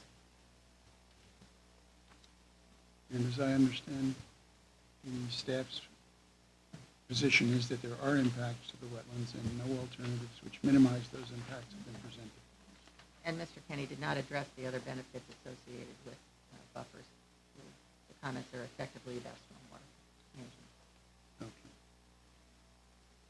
So we are presented with a conundrum. This is a buildable lot. We've said it's a build, Who said? well, when we subdivided it, It's not, this is a proposed subdivision. proposed, oh, so we haven't subdivided That's it. correct. Ah. At this point, we've received preliminary subdivision approval from the Planning and Zoning Commission But not from us. and variances of front and rear yard setback from the But you Planning have and not Zoning Board of received Appeals. Approval from us for, No, And it's I what, would it's- like- so we're asking for two things.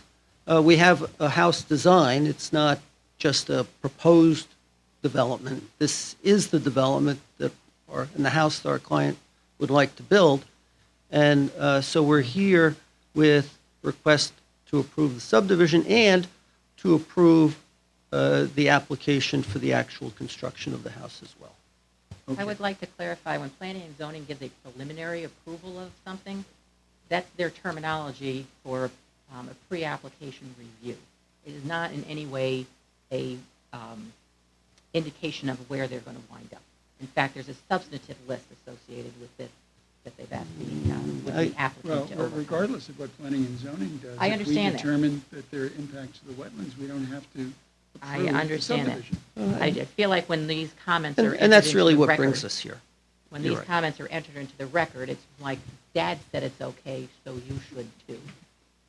And I just want to be clear as to what planning and zoning has and has not approved.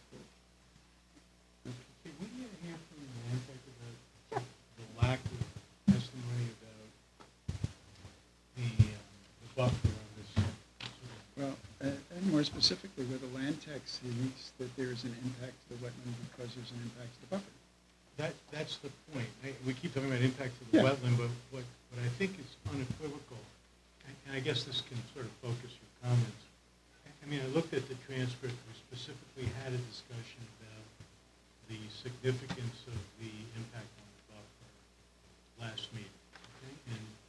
And I agree that intentionally or not, that has not been addressed substantively. The applicant's focus has been on mitigation, erosion, sediment control, and on their conclusion that in totality, there's no impact on the wetland. Ms. Seslo's raised this sort of, in my view, broader issue of the buffer. And it's in the context, well, we talked about it in the context of alternatives, we talked about it in the context of whether this is able to be developed or not. And I guess that's what I'm trying to get my arms around is there any way to build on this lot, given that you're building on a buffer that is going to be a reasonable alternative that we can approve at some level? And I'm not asking you to reach that conclusion. Good. What I'm asking you to do is to give us context about that issue, speaking about the buffer in particular on this lot and its value to the Mianus Pond. All right, I'm going to, Tom Ryder, biologist, ecologist, wetland scientist with Land Tech. We actually started our entire letter, or at least the environmental section, with basically a summary of that. And what I'm saying in that is that the, This is your report from last. yeah, I'm going to find my Is that exact, the 14th? right. All I was getting at here is that we state that this is just one property in a large watershed and another one property that abuts the pond and the river. And the impacts that provided from one property or the benefits that are provided from one property are realized by the pond and the river itself. That kind of summarizes kind of where you're heading with all of this. So we were asked at the last meeting to provide our opinion of the buffer. Now, the buffer is a very complex entity, for lack of a better term. Anybody who studied ecology, you could probably go back into Hutchinson's nth dimensional state for habitat. I mean, you can't really define it. There's just so much things going on, very complex. But when we do applications like this, we try to narrow it down into, well, what we think matters. And that's kind of what I tried to do in my response here. We picked 3 things that we thought would be of interest to this particular application, and we focused on that and provided our opinion. We did not focus on everything else, contaminants and all that kind of stuff that, frankly, are I don't know if are of concern, but maybe of interest to your commission. But what we focused on was nitrogen, phosphorus, and organic loading. Nitrogen and phosphorus are the 2 key limiting nutrients for eutrophication, which is one of the major key issues with anthropomorphic changes. So when you develop a property, what kind of impacts are you going to be having? So we focused on, like I say, nitrogen and phosphorus. Now, phosphorus binds or adsorbs chemically to these types of sediments, the soils, these types of soils. And I'm not going to speak for soil scientists here, but we believe that the phosphorus that's entered onto the site, either from atmospheric or through any type of land use, will be adequately treated through the vegetation and through the soils, similar to like what a septic system would do. The nitrogen is a little more complicated. You get into the nitrogen cycle, which I kind of alluded to, but we don't really need to get too much. But you're going from N2 nitrogen, then you're getting into ammonium, then you're going into nitrite for a brief second, then you're getting into nitrate. The reason for that, that's basically the nitrification process. Now, nitrate is a very stable end product. It's a circle, but for this particular case, that's what we're talking about. Now, nitrate is it's very stable, but it's also very water soluble. So as it stands now, nitrate goes onto the property and kind of goes right through into the water system and goes right out. All we were saying in our application is that the changes that are happening here, this little bit of,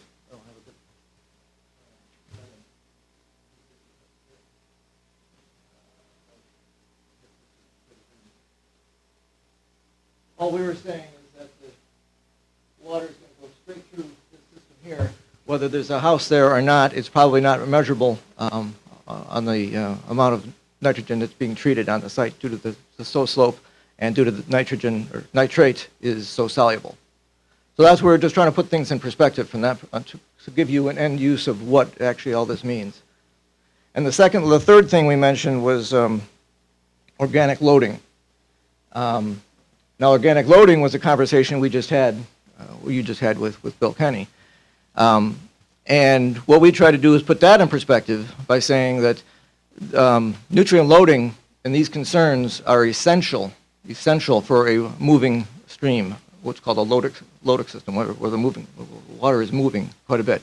Because that, when you put that in, the nitrogen and the phosphorus and all the nutrients are basically being washed downstream immediately. So you need a constant replenishment source in order to provide a healthy macroinvertebrate population.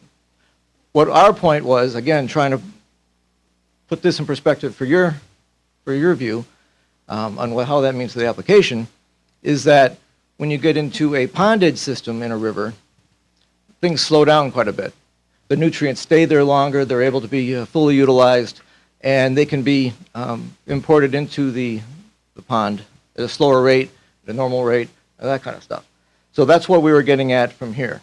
So I don't know if that answered your question on what you're expecting from us, but we tried to give you the information that you needed in order to put this all in perspective. So we just picked 3 that we thought were important and answered them. What's your opinion about the adequacy of the buffer and planting? My concern, there's a common thread throughout my sections of this report, in that I was concerned originally that you're building a house, you're disturbing that entire area of that, what's that, western side? Sorry. Yeah, western side of the whole house of the property, at the same time that they were, well, this is north this way. The western side is being disturbed all at once.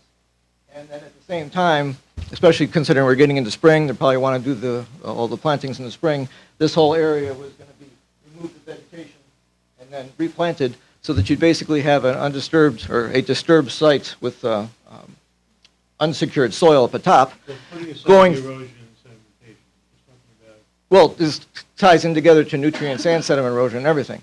All I was getting at, there wasn't a very good buffer system down here to handle this development up here. They have since then revised their phasing plan to address a lot of that. So I guess your bigger question is the planting plan adequate? I was trying to get into phasing of that, because that gets to the final part.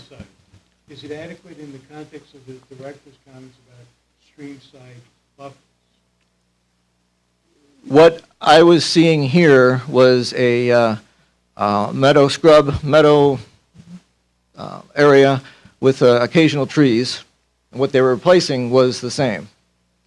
I like the fact that it was a meadow scrub based, because you have a lot of primary production. A lot of taking in the nutrients. You have a dense cover.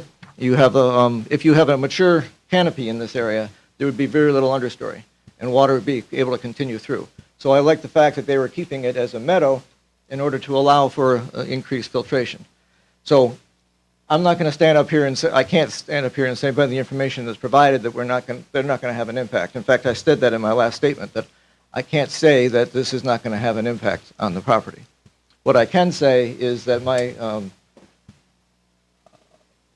concerns for this has been reduced. They've made a long stretch. It's up to them to determine whether. What's that? You still have concerns. Well, again, the buffers are a very complex thing. We are now taking on a steep slope in a narrow area to begin with, and making it even narrower. Let me see if I can ask the question so that a simple fellow like me can understand it. Is the long-term health of the pond going to be better with construction on this site, or leaving the site as it is? We don't think there's going to be a measurable, noticeable difference. Or what? A noticeable or measurable difference. In the long-term health of Mianus Pond if this construction goes forward? If everything, well, as originally proposed, I think we had all these concerns in here. As it's been fine-tuned now, we are a lot more comfortable with making that statement. Yes.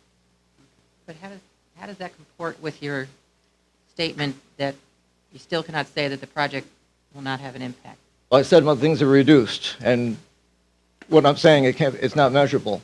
So I don't know how we would know how to measure that. going back to, I think it was your comments associated with this property, that we regulate things site by site. Yes. So taking this parcel's responsibility in maintaining the health of Mianus Pond, does a buffer have value?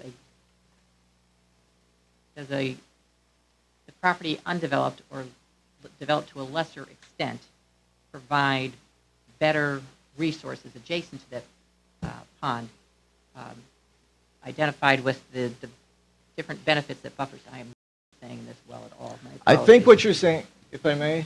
Sure, give it a shot, because I didn't. Okay. I think what you're saying is this plan, well, yeah, I see what you're saying, because I'm stumbling myself. The existing buffer has a certain value and function to it. Then we have what's proposed on here, and you're reducing the buffer, and therefore you're reducing some of the functions or some of the potential capability of those functions. And what you're also asking then is there a linear or is there a relationship that you can get to saying if you're reducing the amount of development on there, would you see a further reduction in impacts? Is that close? Something like that, yeah. 'Cause I'm trying my best here as well. You did better than I did. Well, logic would say yes. I don't have the information in order to say that fully. But obviously, if you're disturbing less of the portion of the site, but, well, I can't argue the opposite. So Right. one of the criteria, the conditions, I can't, well, the logic that we just made is the less disturbance to the site is going to have less impact on the pond. Well, but That makes a lot of goes back sense. to the threshold question I said to start this. Right. Let's talk about the value of the buffer on this site in the context of this application. Right, We are changing the buffer, there's no question about it, right, right? yes. So in your professional opinion, given the change in the way this construction has been designed and mitigated and controlled and the changes that have been made, what should we be considering with regard to the impact? the impact of the buffer as it relates to the impact of the wetlands and watercourse. That's ultimately our Right. jurisdiction. Yeah. Right. I guess I hold the position that there would not be any noticeable difference in the water quality in the pond post-development as long as the buffer is implemented and maintained as is designed, and as the revised stormwater management plan is implemented and designed. I think we made a lot of changes in here and a lot of revisions, and I'm feeling a lot more comfortable about this statement that I couldn't even make last time. I still can't say there's not going to be any impact. The way Bill Kenny phrased it is there's not going to be any impact to wetlands. The way I would probably make it more clarifying is that no changes to the functions or values of the wetlands will be altered. I guess I would say that. I can't say that there's not going to be any impact to the wetlands just because of all the complexity and all that stuff. But I don't think there's going to be any measurable change So to it. the microhabitat concerns that were expressed, I know you just got the information Right. tonight, same. Right. Sorry, Joel, I got it this afternoon, which talks about the large woody debris. So that, could you look at the pond as a whole and you say, well, whether there's a branch here or not, it's, when you look at the system as a whole, it's very difficult to start identifying which branch makes a difference or not. But with regards to Yes. this section of shoreline, the absence of large woody debris will, in a microhabitat or smaller area of focus, without that large woody debris, we do lose habitat. Is that a fair statement? No. Well, the reason I'm saying that is because I don't see a lot of trees there now, so I'm, Yeah, that goes back to a violation. well, I'm not part of that history. I don't know all that. And so, Joe, let me help you just for another consideration that the agency has to contemplate in its deliberations. This is section 10.2D. They do have to consider the irreversible and irretrievable loss of wetland and watercourse resources, which would be caused by the proposed regulated activity, including the extent to which such activity would foreclose the future ability to protect, enhance, or restore such resources. So do you think that this development forecloses the future ability to enhance the protections of Mianus Pond? Well, visibility here, right? Yes, Yes. yes. But, I mean, that's a general statement. I don't know if you can ask one person that one question. Well, you're the one I understand that. Get to ask. Is there large woody debris there now? So there were trees in front of 249 Valley Road. There was one that, so I was told, fell, and it looks like there's disturbance that would suggest that there was an upheaval. But there's also stumps out there. And when you look at the aerial photograph, in front of the existing house, there were trees. So that's been a violation that we've just been writing because of this application. So the answer was yes. And this, But not now. And my not po- anymore. My point, when I was doing my review, was I was looking at what was there now and what they're replacing with and how they're having it. That's, There's a 24-inch so my- oak that's coming down for this development. So of the few trees that are left, this development takes out more.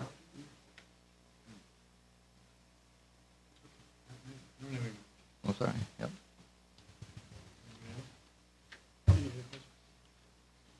Are we still open for public comment? Yes, we do. Yes, we are. Okay. Do you want to make a statement before I open for public comment, Mr. Head? I was just going to summarize that if there was any further public comment, Mr. Chairman. Is there any public comment? Well, that makes it easy. I would add, the only public comment that you've had as part of this application was from the neighbor immediately to the south, who spoke very eloquently, I thought, about his desire to maintain and protect the pond, and found that this proposal was very much in keeping with that, and that he uses the pond a great deal. Mr. Kenny just provided me with a couple of photographs of the edge of our client's property, and which shows the stumps and trees in the pond and along the shore. I'd like to submit that for the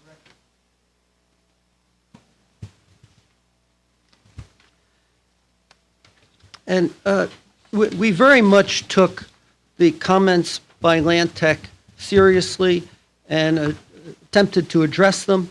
What Mr. Ryder was referring to on pages 12 and 13 in terms of impact of phosphorus and nitrogen, we did amend our plan, which you have before you now, so that the weep holes would only be 1 foot below the surface, so that they would be in the root zone, so there would be the opportunity for the plants to absorb the nitrogen from the groundwater.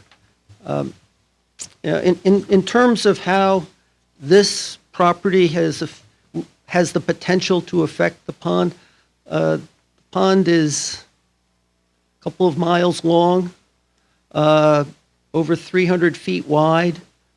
My client's frontage on that for this particular lot is 162 feet. And we've worked very hard to come up with a plan that would not have an impact to the wetlands. I think you're hearing that from your own consultant doing the peer review, that we've made a lot of changes that are significant, that are important, and that do make this a much better plan that has no measurable impact or a difference to the pond. And we would ask for your approval. Thank you. Yes. Land Tech recommends placing a conservation easement on the entire remaining vegetated slope to help ensure the slope stays vegetated and functioning. We did look at that. It was something that we hadn't reached a conclusion on, but we're certainly open to considering that, or if the agency sees fit to approve this application, to have that as a condition.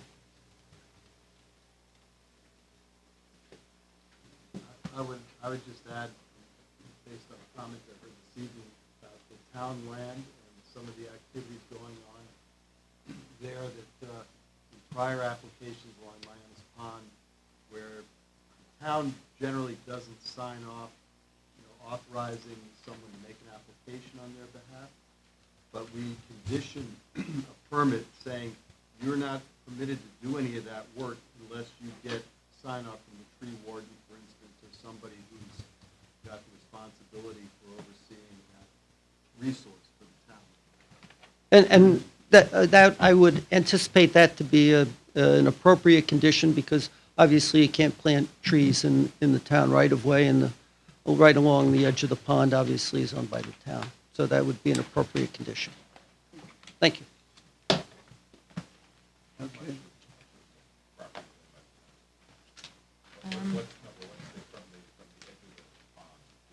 So this line here, this dark line, is the property line. Oh. There's a 20-foot buffer, and I'm wondering how much of that buffer is out. Mr. Ed?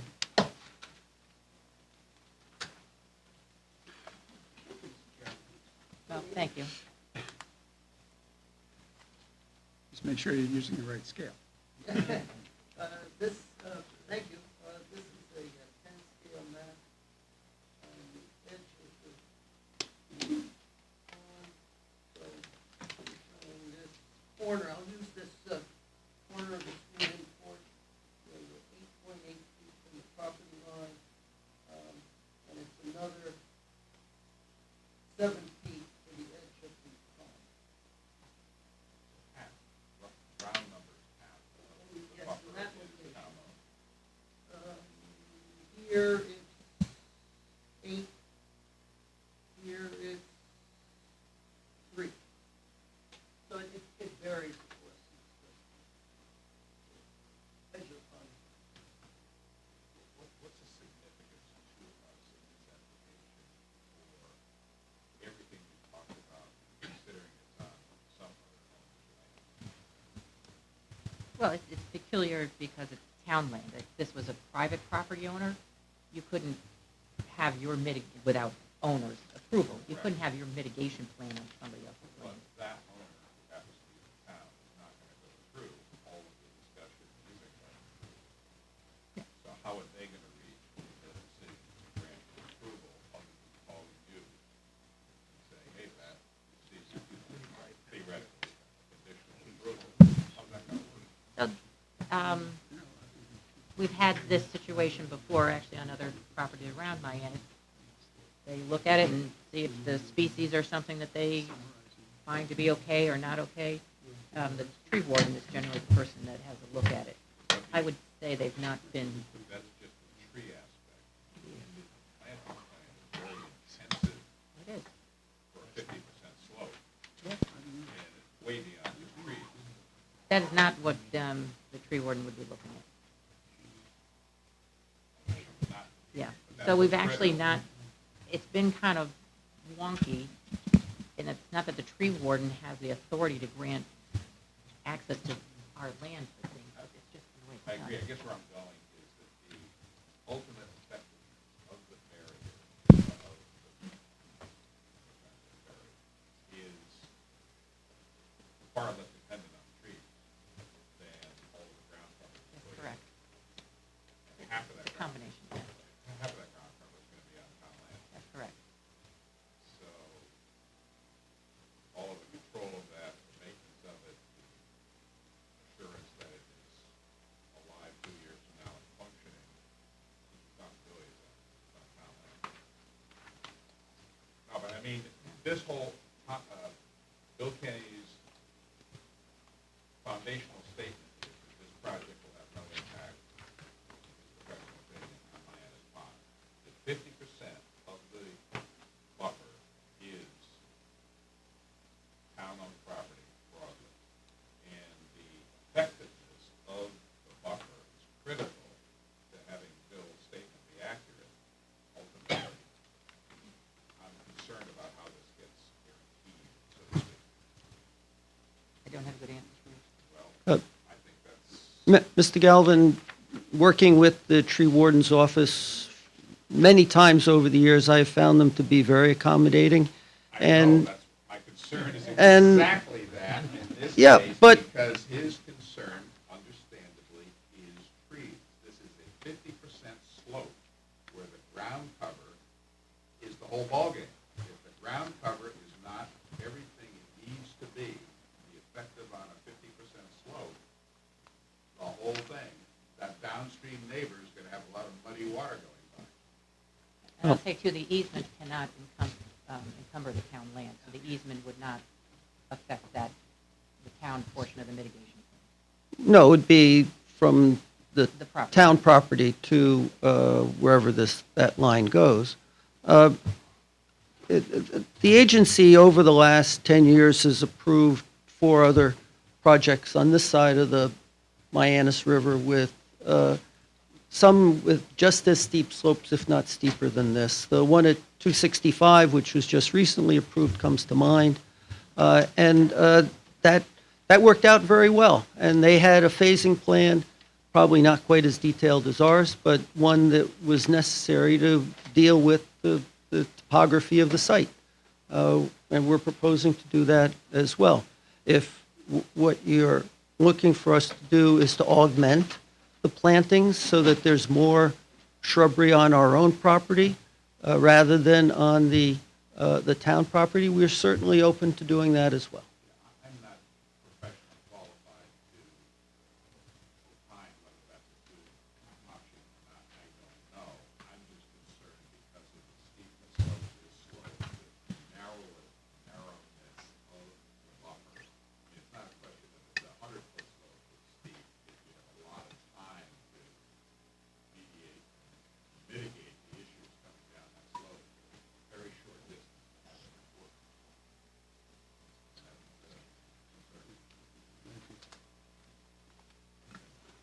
Okay. At this point, I guess we need to close the hearing. Yes, I you have do a need motion to. close the hearing. Do we have any more questions or comments? Motion to close.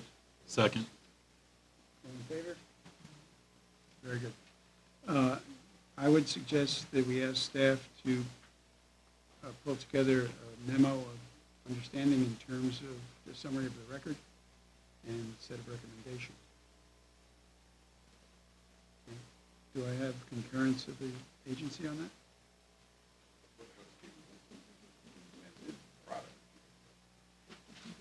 This has been a very complex and complicated piece of application review, and I'm not sure that I remember everything that has transpired.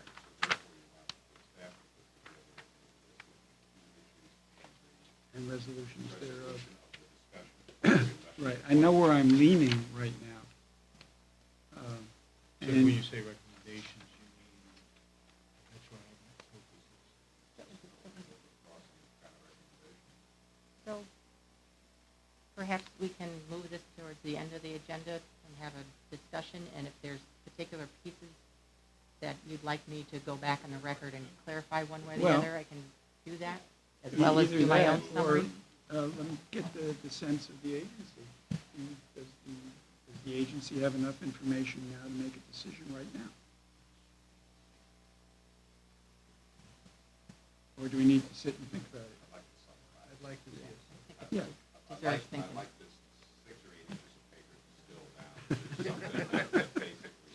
No, but I mean, we got 30 pages today's date.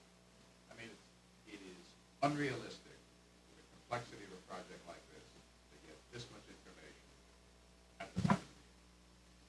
That's just ridiculous. If we were making a monetary decision, people would say no. So, I mean, we've got to change the process somehow. This doesn't work. It's the law. So I guess, Well, there must be a better Okay, so, Yeah. this, Law says no. I guess in the past, we've given you some indications, but this sounds more like a summary. Is that something you put Yeah. together? I would, so, yeah, I can do a As summary, opposed but to I would be recommendation. happy, later if we could have a discussion. I want to make sure that what I'm giving back to you in a summary. Yeah, that's good. Yeah, I agree with meets Director your- Sesto on that. Your question. If you're talking about putting it towards the end of the agenda tonight, we'll Yes. have a Yes. There's a discussion on bunch it, of it makes people sense. here who've had enough. Thank you. on this. All right. Well, Mr. Chairman, if the staff is going to be putting together a summary, would we also have the opportunity to do that as No, well? Hearing is No. closed. no more Staff than is we've allowed done that in the to past. pull from the record. We don't have to vote tonight, but we have the right to request the distillation of this information. Understood. Records Mr. Williams. All right. Thank you. Let's move on. 2019-156, 120 Tomac Avenue. Hegney, you're up again.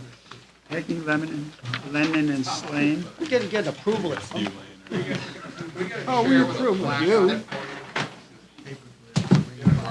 Innis Arden Golf Club for demolition and reconstruction of a clubhouse parking You area could and site here, you could always improvements just start taking. within and adjacent to wetlands.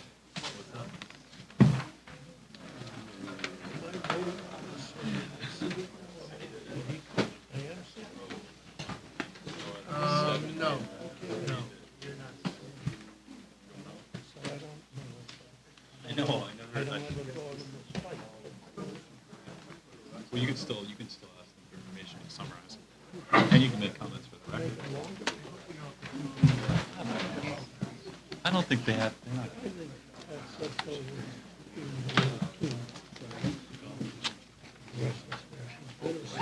Golfers have to recuse themselves.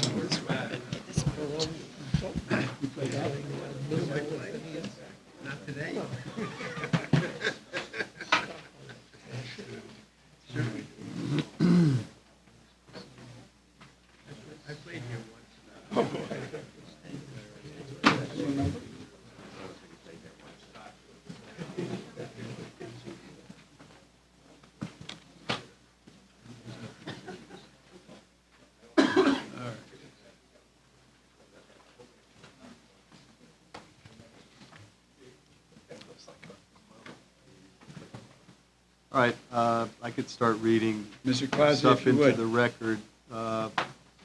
Documents include the application with supporting information submitted by the applicant's agent, Thomas J. Hegney of Hegney, Lennon, and Slane LLP. Application was submitted December 13th, 2019. Plan set, new clubhouse slash east side improvements, Innis Arden Golf Club Incorporated, prepared by Rocco V. DeAndrea Incorporated, dated December 11th, 2019. That was a plan set certified by Derek Donay, Connecticut licensed professional engineer. The topographic survey was done December 11th, 2019, certified by Mr. Rhodes, licensed Connecticut land surveyor. We have a proposed landscape planting plan prepared by Rogers and McCagg Architects, certified by William Rutherford, licensed landscape architect. That's dated December 13th. An IWWA mitigation plan prepared by Environmental Land Solutions LLC, certified by Matthew Pop, licensed landscape architect, December 11th. Environmental assessment prepared by Mr. Pop, dated December 12th. Drainage summary report and operations and maintenance plan report, Rocco V. DeAndrea, certified by Mr. Donay, December 11th. Soils report prepared by William Kenny Associates LLC, certified by William Kenny, soil scientist, dated December 5th, 2019. We have a plan entitled Paddle Court Sketch C, prepared by Rocco V. DeAndrea Incorporated, dated October 21st, 2019. We have various email correspondence between staff and the applicant's representatives between January 8th and the 24th of this year. Public hearing notice was dated January 9th, and the abutters were sent notification of the public hearing on January 13th. We have a summary of alternatives prepared by Leonard DeAndrea, P.E. of Rocco V. DeAndrea Incorporated, dated January 17th. A supplemental summary of alternatives prepared by Mr. DeAndrea, dated January 22nd. DPW site development review comments prepared by Scott Marucci, senior civil engineer for the town, dated January 21st. A plan entitled Geothermal Well Area Sketch, prepared by Rocco V. DeAndrea Incorporated, certified by Leonard DeAndrea, dated January 21st. A plan entitled Cross Section A, similarly prepared by Mr. DeAndrea of Rocco V. DeAndrea Incorporated, dated January 22nd, and the staff reported that I prepared on January 24th.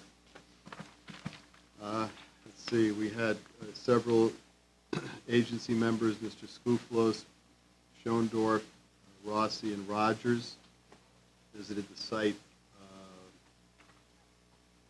That would have been Friday. All right, the Innis Arden Golf Club proposes to demolish their clubhouse, which has an attached building they use as a cart barn.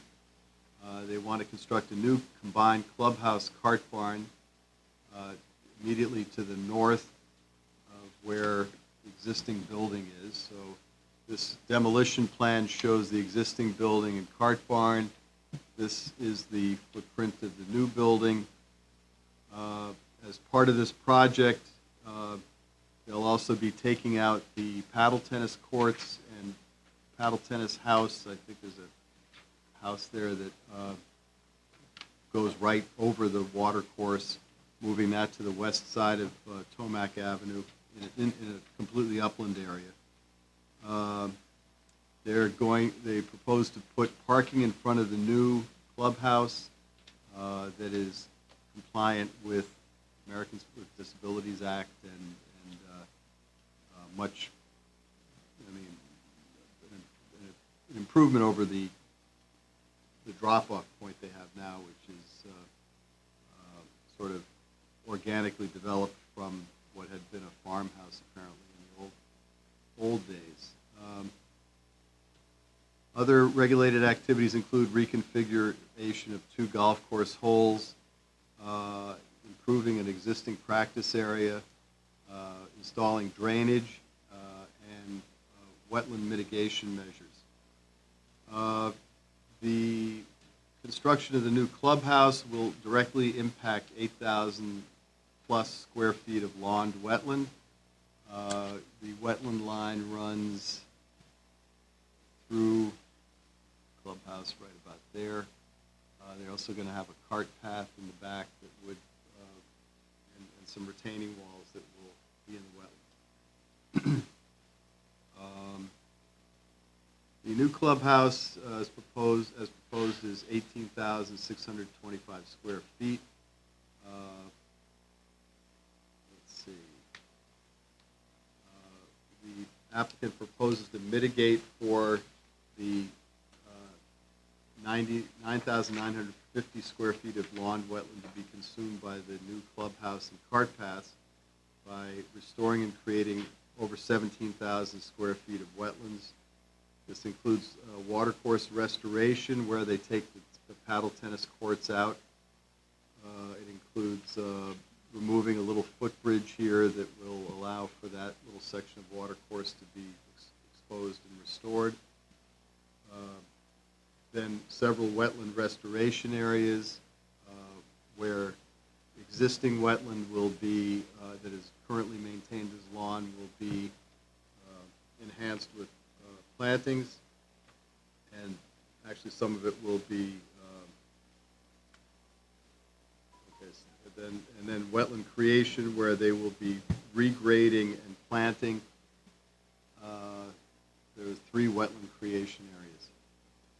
In addition, about 4,300, 4,400 square feet of lawn buffer adjacent to the wetland restoration and creation areas will be converted to meadow. The planting plan shows 15 large shrubs, 345 small shrubs, and several hundred containerized herbaceous plants proposed as part of the mitigation plan, along with meadow seed. There is a landscaping plan, as I mentioned, Mr. Rutherford prepared for the areas immediately around the new clubhouse. And what they did with that plan was they took the upland review area and everything more or less within the upland review area is a native plant. They get into the more ornamental, non-native plants toward the front of the new building. The applicant's environmental consultant expects the mitigation plan will improve a number of wetland functional characteristics compared to existing conditions, including increased floodwater storage, increased nutrient removal, increased sediment retention, and improved habitat for fish, and improved passive recreational opportunities for bird watching and the like. So as I said, the applicant proposes to offset this irreversible loss of a little over 2/10 of an acre of disturbed wetlands by restoring, enhancing, and creating about 4/10 of an acre of wetlands. The applicant has to demonstrate to the agency's satisfaction that there's not a more prudent and feasible alternative for accomplishing their goal of getting a new clubhouse here. They did provide a narrative of alternatives, both in the environmental assessment and in the 2 reports prepared by Mr. DeAndrea in recent, in the last week or so.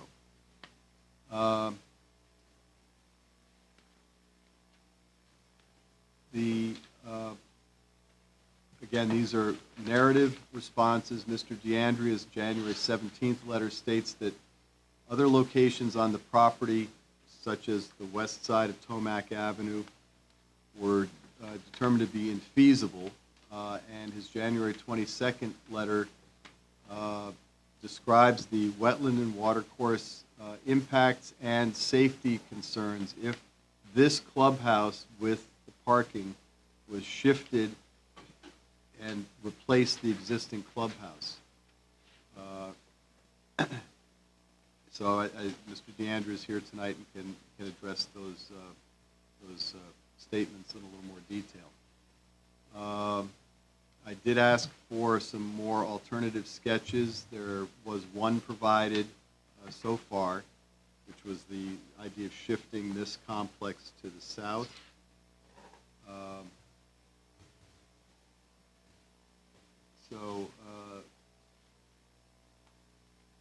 As I stated in the staff report, the current record, it would be difficult for the agency to approve the application because the applicant hasn't demonstrated that there's no less impactful alternative. Let's see, Section 10.2D also directs the applicant to prioritize mitigation in the following order: restore, enhance, and create productive wetlands.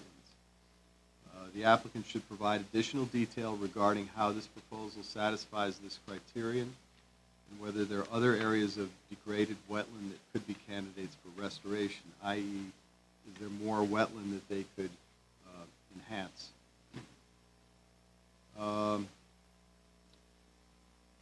Regarding other aspects of the project, the the large increase in impervious coverage is to be mitigated through a stormwater management system that includes pervious pavement, 6 separate infiltration systems, and disconnected cart paths, basically not having curbs on the cart paths.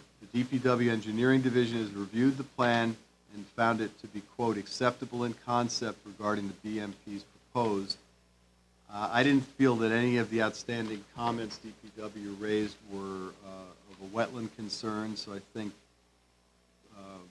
for the proposal, the drainage system is not something that we have to look at with much more time spent.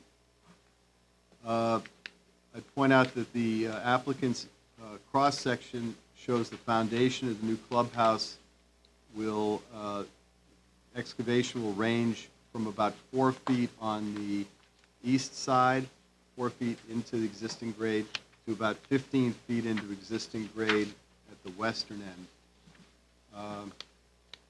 All of the material excavated for the project will be used elsewhere on the course. Some of this stuff will be used immediately. They take the turf that they chop off of areas and they move it to areas where they need it, but some of the subsurface material will be stockpiled for some time before reuse. Regarding the foundation, there is a record of soil tests, but not every test hole seems to be in the submitted material. Of those submitted, it looks like groundwater is generally below the level of the foundation footing drains for this cross-section of the building.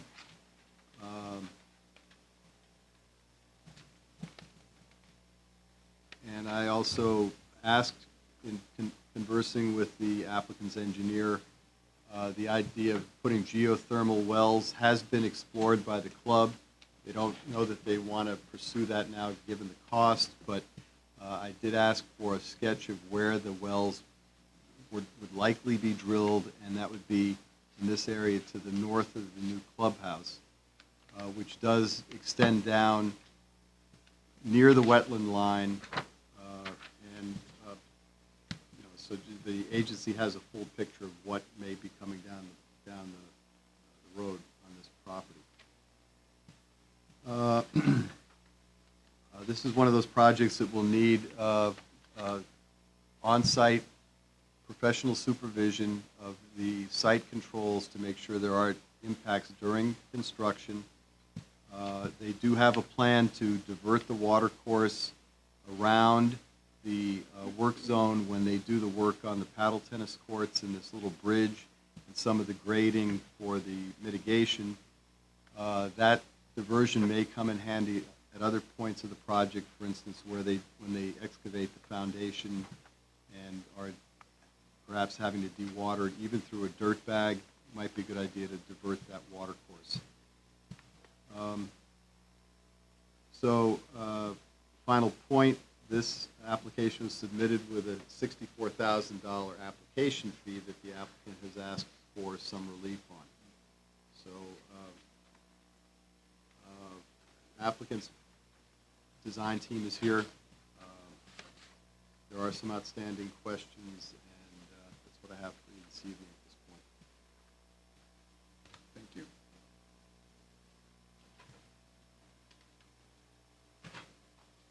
Good evening, Mr. Chairman, agency members. For the record, Tom Hegney on behalf of the applicant. We're pleased to be here and going over this plan with you. As you can see from the aerial photo that's on the easel,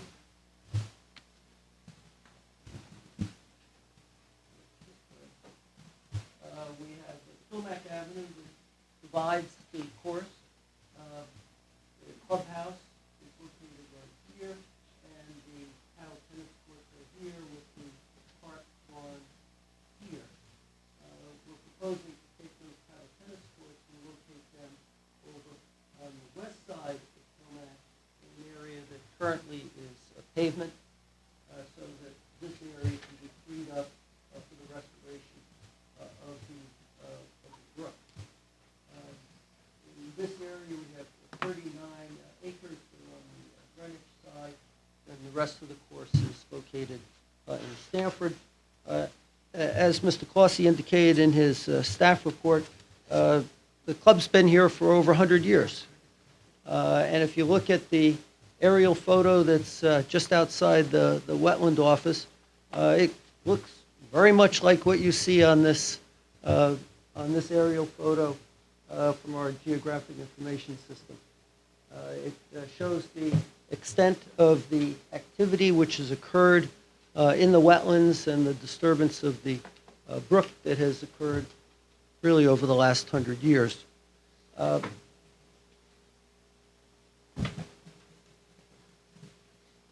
Second board is a close-up of the clubhouse area and the paddle tennis courts, and you can see the line of the wetlands in the first tee where we're essentially proposing to put the new clubhouse and the practice green area, which would also be for handicap accessible parking, and parking on the east side, which of course is where, for the most part, people are going. So we're looking to provide for a new clubhouse.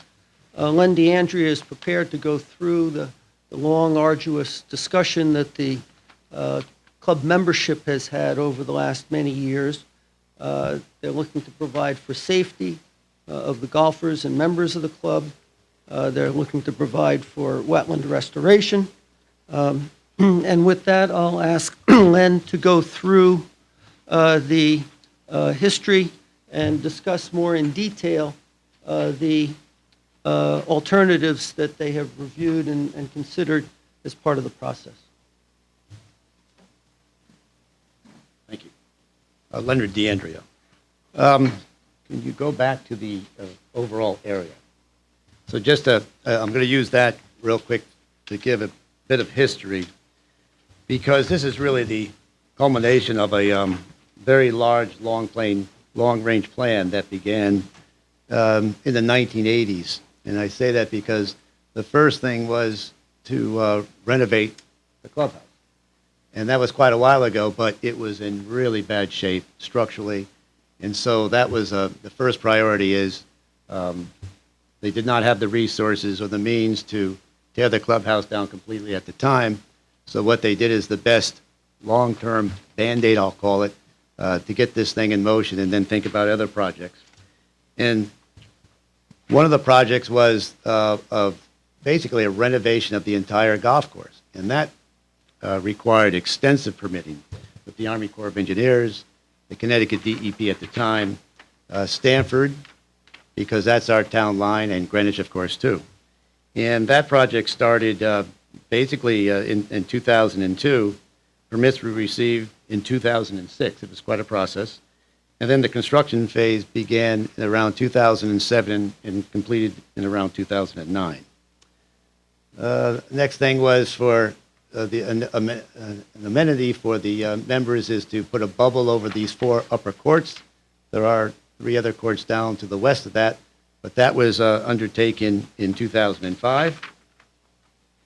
And then, let's see, so this is not an old enough photo, but in this area here where we have our current cart barn, that was a combination of a maintenance shed and a cart barn with a metal roof. It was a metal building, and it was literally falling apart. So that became the next priority, is to take that cart barn down and then create a new cart barn that would house all the carts. Before that, they were, for a good long period of time, they were gas carts. Now they're electric. There's battery charges in that cart barn now.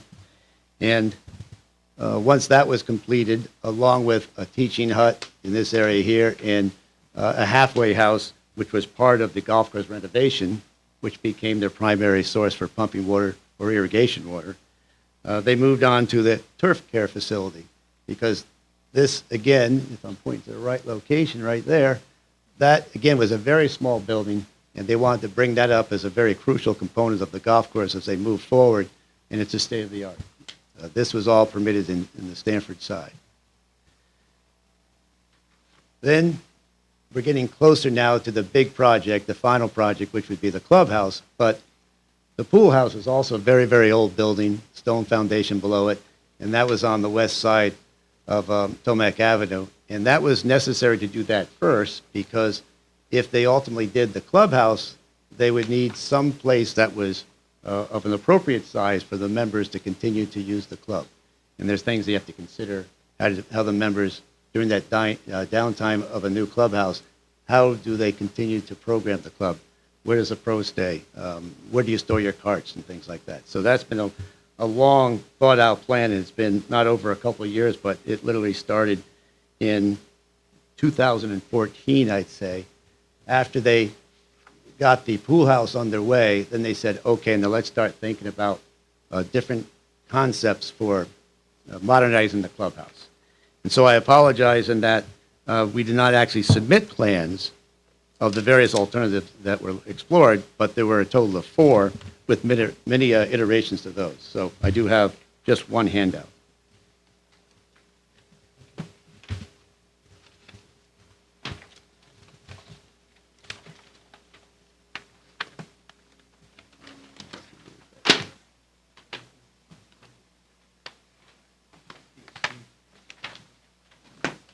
What's being handed out now is basically 3 11 by 17, and it gives 3 alternatives, not the 4th alternative, which is the application tonight, but 3 alternatives that were looked at. And I would tell you with each alternative, 1 through 3, there were many design tweaks by the architects along the way. And then those design plans were then given to us, and then we would fit it on this site. Now remember, in the first 2 alternatives you see up here, the idea was to keep the clubhouse. One of the initial alternatives was to just, you won't find this one, is it? Yeah. Was to renovate the clubhouse again, but that was quickly ruled out because they just did that before. There's still so many shortcomings in it, from dining space to lack of locker rooms for the members. Again, this is a club that has a certain amount of senior members, yet they don't have enough lockers for those senior members. The kitchen was broken up, and it was very old, and it was structurally, again, the floor was a problem. It was leaking down into the bottom.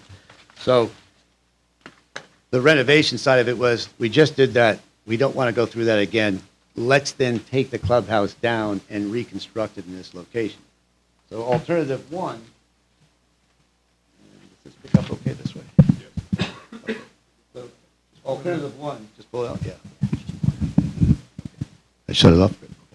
So alternative 1 over here was given to me by the architect at the time, and basically it expanded the clubhouse so it could have a larger kitchen facility, and then increase some dining space, which is certainly a desirable feature of a club now, and that outdoor dining was to be put on the north side. In addition to that, by expanding the kitchen so it was the appropriate size, it pushed the building deeper to the east. And then it kind of then had a problem with the existing cart barn that we had just built. So the architect was saying, well, you're going to have to tear that down and reconstruct it. And if they reconstructed it after I put it on here, it's even worse. The other thing it didn't take into account was, and what do you do with the existing paddle tennis facility? So that was an alternative that was explored, and we said, no, we've got to do something different. So alternative 2 is essentially the same plan, except it's condensed. And then it said, okay, well, if you don't have another place for these paddle tennis courts, then you're going to have to find a location behind the clubhouse, reconstructed. And so we came up with this design here. Now, what the architect did is in this alternative, they put the viewing room, the warming hut, inside the existing or the proposed clubhouse. So you'd be on the upper floor and you would look down over the courts. It wasn't a good solution, in our opinion. Plus, there was this encroachment again, and it was worse because the building now was pushing more onto these resources that we were trying to see if we could protect and enhance. So the other, call it the fourth alternative, or actually the third alternative, but we didn't explore this too long, is we took the design that you have before you and see if it could fit in the location of the current clubhouse. The problem with that is this is a bit of a wedge. And as we went south, we were getting tighter and tighter. And then if we were to get rid of those paddle tennis courts, we then had to find a place for them to go. So right about that time, we stopped and we said, okay, the next thing is where can we put the paddle tennis courts? So if you go to this slide.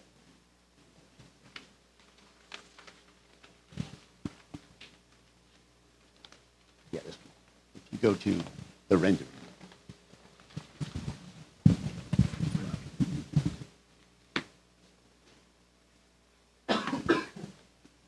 Okay.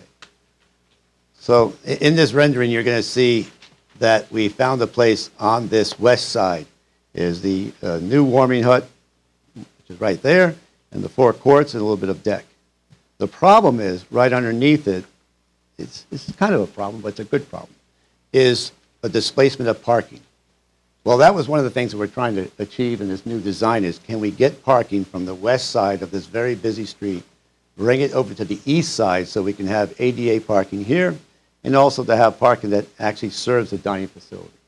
So that then placed our building farther back from the street, but now the building conforms where it didn't before, and we had about 23 spaces here. And we took the outdoor dining from the north side, look at the railroad tracks, and Tomac basically put it on the east side. Now it's looking out over the golf course. But how do we arrive at this solution? So, like I said earlier, we had to stop the process and say, we don't have an area north based on our existing conditions. What could be done to the golf course to create an area where we could put it? And that's when the Kendai, who had been the golf course architect for the entire renovation, was brought on board and said, disregard or don't worry about what we're trying to accomplish. What we want you to do is rearrange the golf course in some fashion, if you can, to provide us with a wedge of land where we could put our clubhouse and our parking. So what he did is, this is the first hole, and this is how it played out, just like this. And this is our 18th that plays in this direction right in here. So the first thing he did is he took this hole here, and he doglegged it. The first hole, he made a dogleg out of it by taking the split of the fairway and bending it in this direction. And then that encroached on the 18th hole. This would be the first. And so he took that whole hole and slid it back. And so what this accomplished then, too, is it took all the golf operations, which was split. You start over here, you end over on this side, and you have your driving and practice facility here. It was a desirable feature to have all this brought together. So that accomplished that as well. Then, when we were designing this, the golf course architect stayed involved. Because whatever we did, we had to have look at it, have him look at the design. And one of the problems we have presently is on the 18th hole, playing into the green is one of the most dangerous holes in the golf course. There's a lot of stray balls.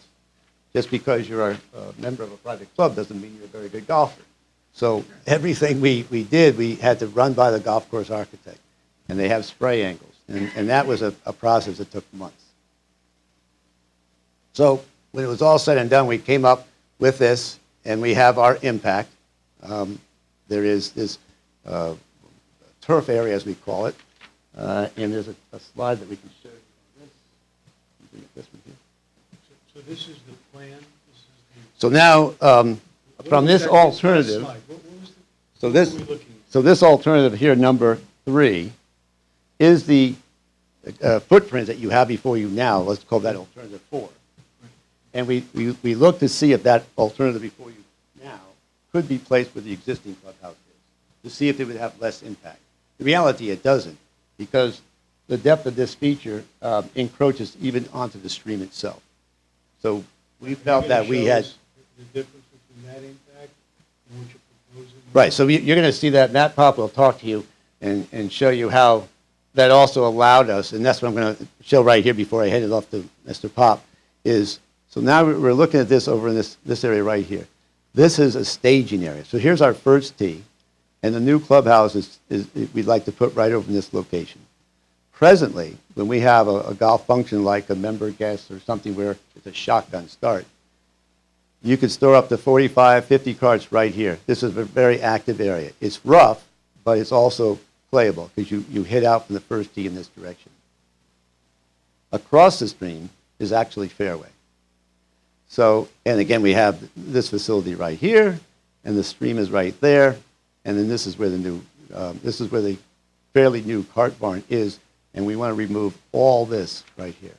And when you add up all this and this, the footprint that we're proposing here is actually smaller. So that's a positive. And then once we had this location here and recognize the encroachment into this turf wetland, low-functioning wetland, we handed it off to Matt Pop, and we asked him to provide the mitigation.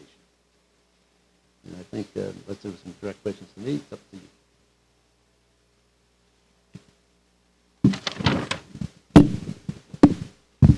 Just so I'm clear, alternative 3 was deemed not to be feasible because of the wetland impact or other?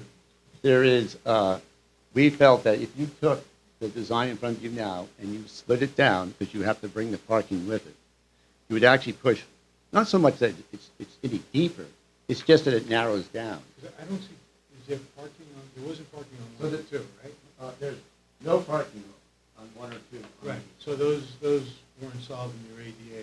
They would never, the big ones wouldn't know it. And 3 has... And also, one of the other things too is, we had a back of the house problem here where the delivery trucks could not get up to the loading dock. So one of the reasons this design came about is to help the loading dock. And that just was But 3 is the only real alternative. correct. And that was Very deemed important. not appropriate or not feasible because of the water course? That's right, because this is the same footprint, and you still have this encroachment into this fairway and rough, which is wetlands for use. And you also then have a cart path that would actually be on top of it. Right now, there's paddle tennis courts sitting over that, but what it is it sits directly over the stream, and underneath the courts itself are heaters, and they're powered by propane, and they're blowing in the winter months, the melt snow and things like that. It's just not the right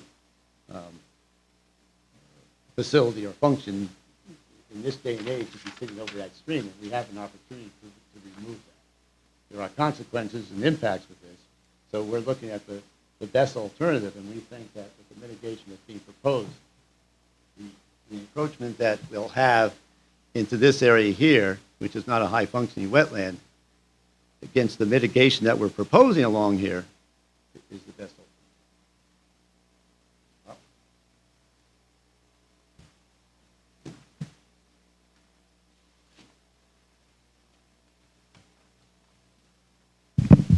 Good evening. I'm Matthew Pop, landscape architect, professional wetland scientist. I prepared the environmental assessment narrative and the wetland mitigation plan for the project.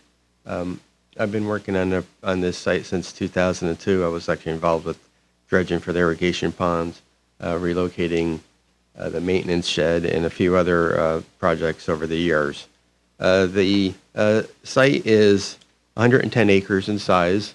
It's relatively a small site for an 18-hole golf course, so there's not a lot of additional room on the property. The golf course is located right here. Railroad tracks are on the north.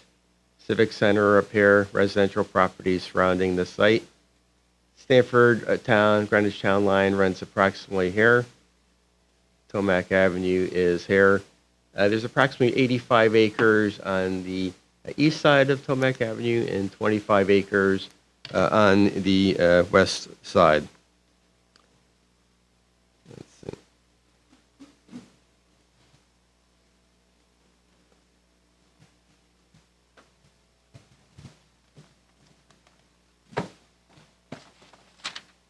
We'll go to the aerial photo enlargement.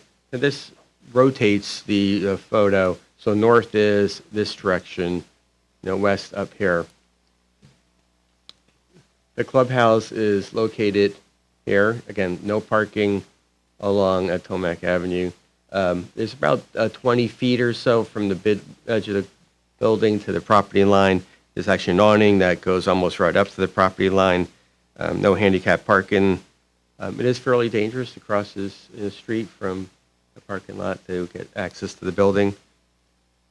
The cart barn is right here, and a paddle tennis court's located here. As Lenny noted, there's heaters underneath the paddle tennis courts. On the southwest side of the paddle tennis courts, there's a woodland area here. And on the north side, there's some green giant arborvitaes. And then the most of this area is all maintained as lawn. The existing wetland is a corridor that kind of runs through here. You can see it's a faint blue line. It's highly maintained. Within the wetland area, there's actually cart paths. There's bridge crossings. There's 9 of them throughout this corridor here. I'm going to go out. I do have some photos, which I'll show you. There's 3 main wetland areas. Let's say this larger wetland right here is about 200 feet wide, averaging about, by 650 feet in length. Goes from like the railroad tracks here down to the paddle tennis carts. As Lenny noted, this wetland lawn area right here is used by the carts just for storage when there's a tournament. They're parked on that lawn area. There's a few scattered red maples, throughout this wetland lawn area. There's a small segment of wetland right here. The cart barn is here. This wetland is about 8 feet away from the cart barn. It's 75 feet long, about maybe 15 to 20 feet in width. There's a large sycamore tree located approximately here. It's kind of the feature tree when you're out there. It's the largest tree by far. There's down here, there's actually another wetland further to the south. There's a plunge pool that was constructed years ago. There's a watercourse, man-made watercourse that goes to the site through here, and then it goes underneath the paddle tennis courts. Then it opens up, and then it's piped, and then it opens up again to the plunge pool down here. 9 bridges that cross that. I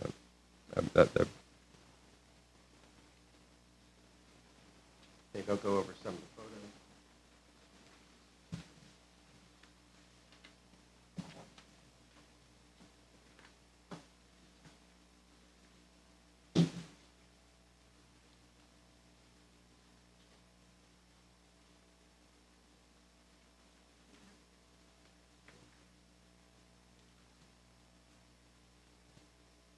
The first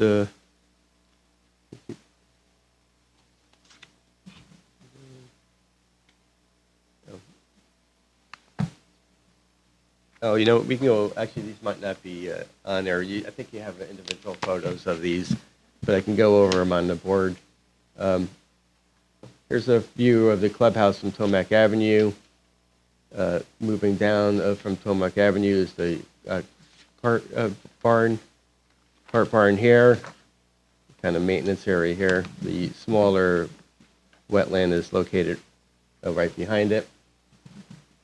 On the east side of this photo right here, taken from over here, looking back at the cart barn, is showing the woodland area. This is the view of the paddle tennis courts from the south, and here's the water course. Goes up, and you can see it gets piped underneath the paddle tennis courts. On the north side is the green giant arborvitaes. There's some propane tanks on the right adjacent to the wetland. On the north side of the paddle tennis. Here are views of the wetland areas.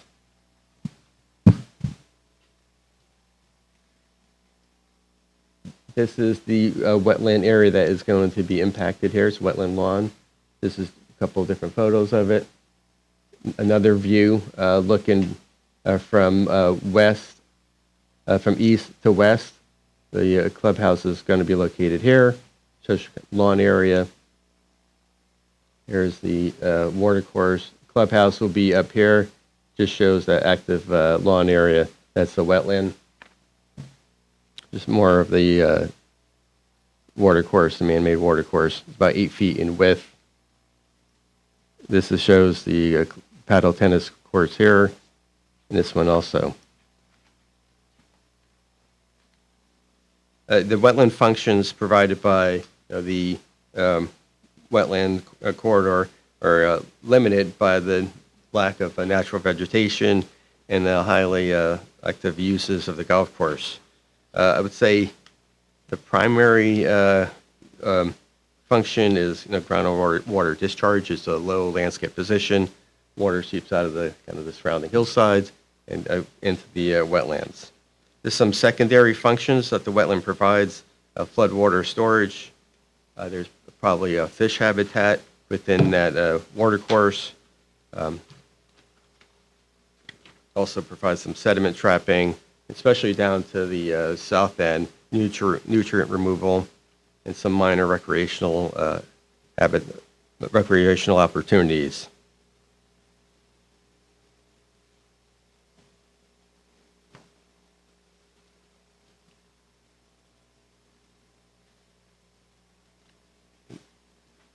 I have the site plan. Just going to go over what we're proposing to do. We are flipping. The first hole is located here, and I'm not sure if you can see it, but the existing clubhouse and cart barn is located here, and we're actually just flipping those two. And when we flip those two, and we add parking here, so that's the first major thing. The paddle tennis, which is located here, this gets moved to the west side of Tomac Avenue. And then the 18th hole, which 18th hole is here, it gets shortened. The green is actually up here. Now the green is here. So that's what we're proposing. So mainly we're just flipping the clubhouse with the first hole. The cart barn gets tucked kind of underneath the clubhouse. So that's why the clubhouse looks wider than the existing building. So here you can see the outline. The cart barn right here. Clubhouse here. So clubhouse goes here, cart barn kind of goes under here. Paddle tennis courts get moved up and across the Tomac Avenue. There's the sycamore tree right here that gets that is saved. For drainage, there's some pervious asphalt here, some underground galleries. I'm not going to review that. I think we're all set with the drainage. Long-term impacts include filling 8,800 square feet of wetland lawn area in this area here. There's also a golf cart right here, which is a wetland area, defined as a wetland area. That's 1,150 square feet. So we'll be filling over that golf cart path, which is technically a wetland. The other activities within regulated areas include removing the paddle tennis courts and removing a footbridge right here, one of those footbridges. I think Bob kind of went over the wetland mitigation. I'll just go over that again. I think in order of importance, we're restoring right through here by removing the paddle tennis courts, 72 linear feet of watercourse. We're restoring 8 linear feet of watercourse here by removing the bridge. So that's about 80 linear feet of watercourse that we're restoring. We're creating 3 wetland areas. 1, 2, and there's a small one here. So again, it's 1 here, 2, and 3. We're creating those by lowering the grade to match existing wetland areas and seeding those with a wet meadow seed mix. And those areas will be maintained as meadow and shrub plantings.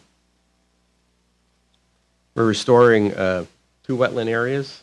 The largest wetland area is right through here, the wetland lawn area, and we're going to seed that area. That area is 9,560 square feet. On the west side, there's a linear area that we're restoring back to a wetland. That's 1,550 square feet. And then there's 3 wetland buffer areas which we're enhancing. They're the 2 yellow areas, one here, second one here, and then the third is this area right here. So in summary, we're restoring 80 linear feet of watercourse. We're creating 5,740 square feet of new wetlands by lowering the grade and planting those areas. We're restoring about approximately 11,000 square feet of wetland lawn to a wet meadow. Some of those areas will also be planted with woody plants up in this area here. And we're enhancing 4,385 square feet of upland buffer, which will be maintained as meadow and shrub plantings. The wetland impacts by the development have been minimized by clustering, the development in a tight, location here.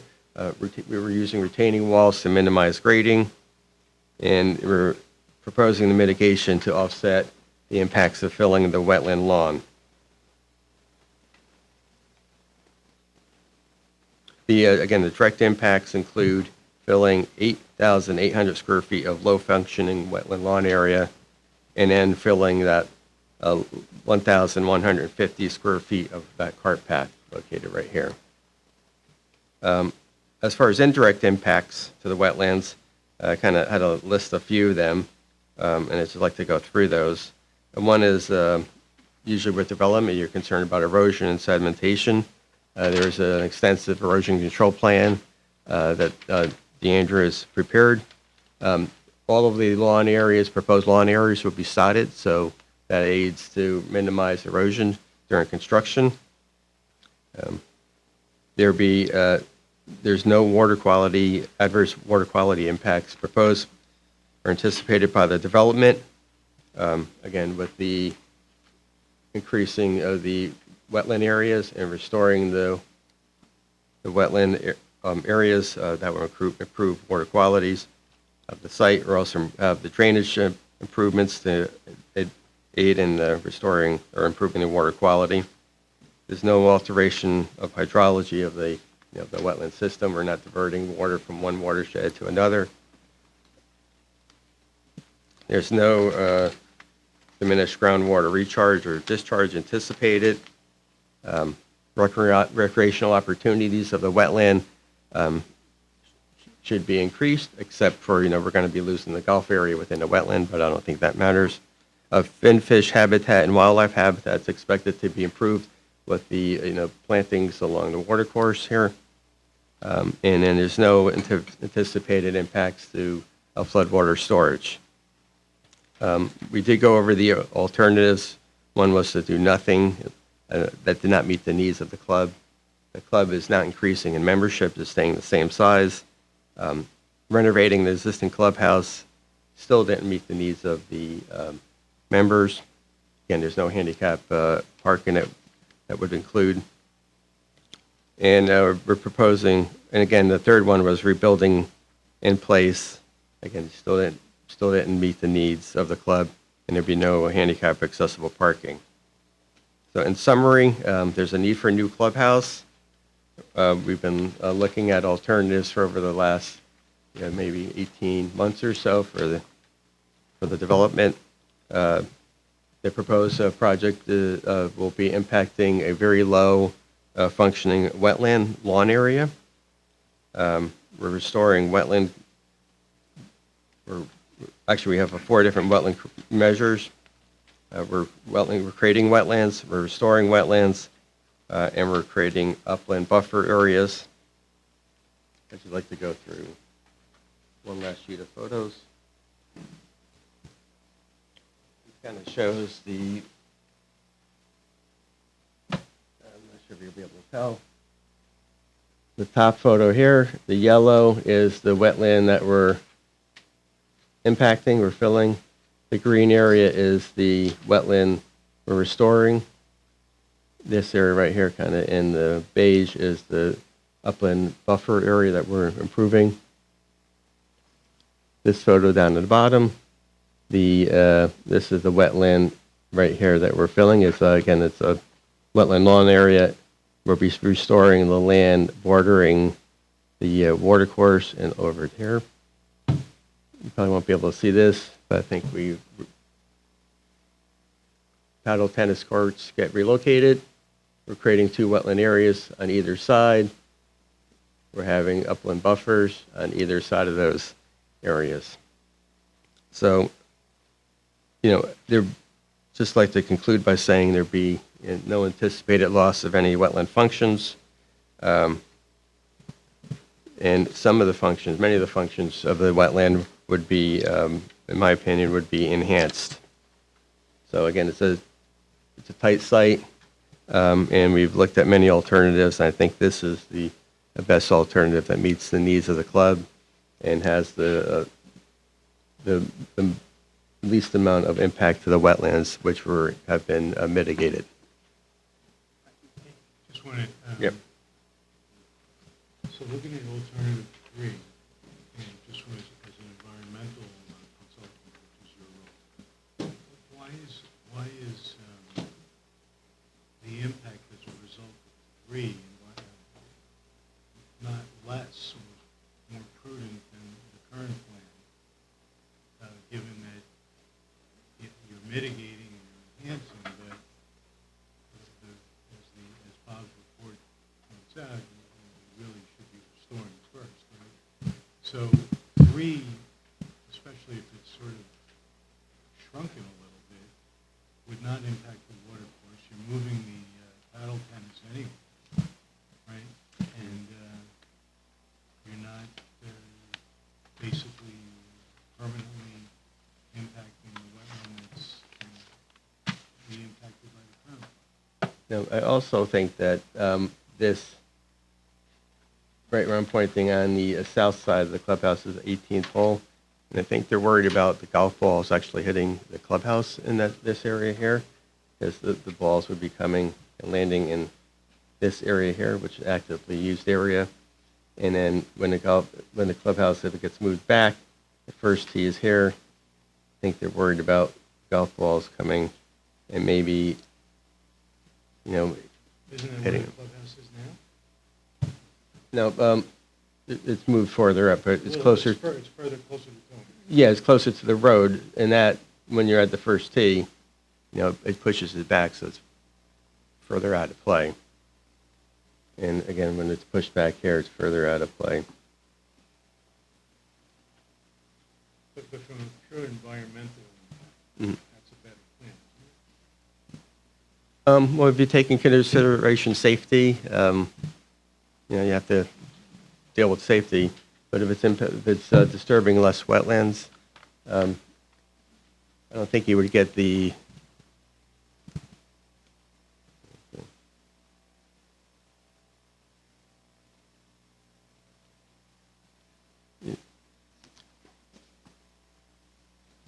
show up there, no. No, you don't get the wetland creation area on the, right where the paddle tennis courts are located.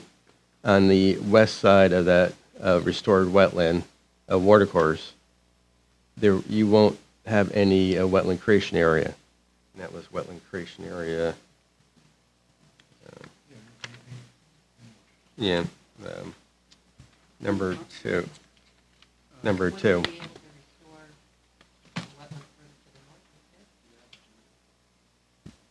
Well, right here to the north is a wetland. Yeah, but that's being restored, but you won't, but that is being restored as it is. But you wouldn't be creating any additional, you wouldn't be able to create that wetland. And it pushes the activity close to that water course. So, How much closer than what's being proposed?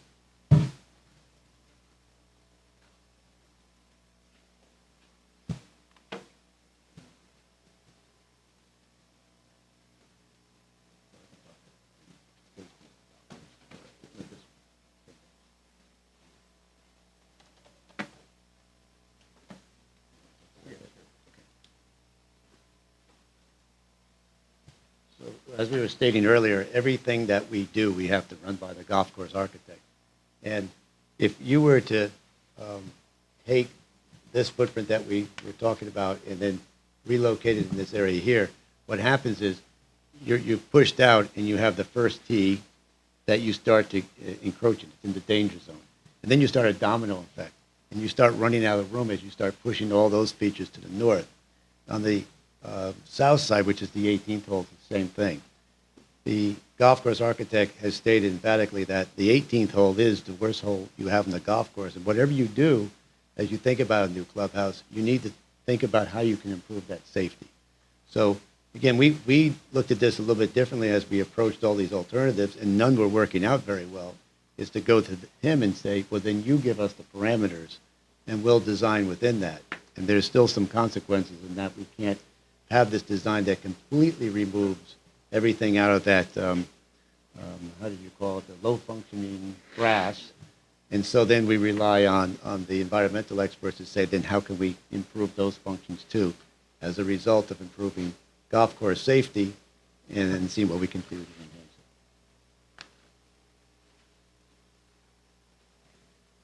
it. I guess I have a bit of a question.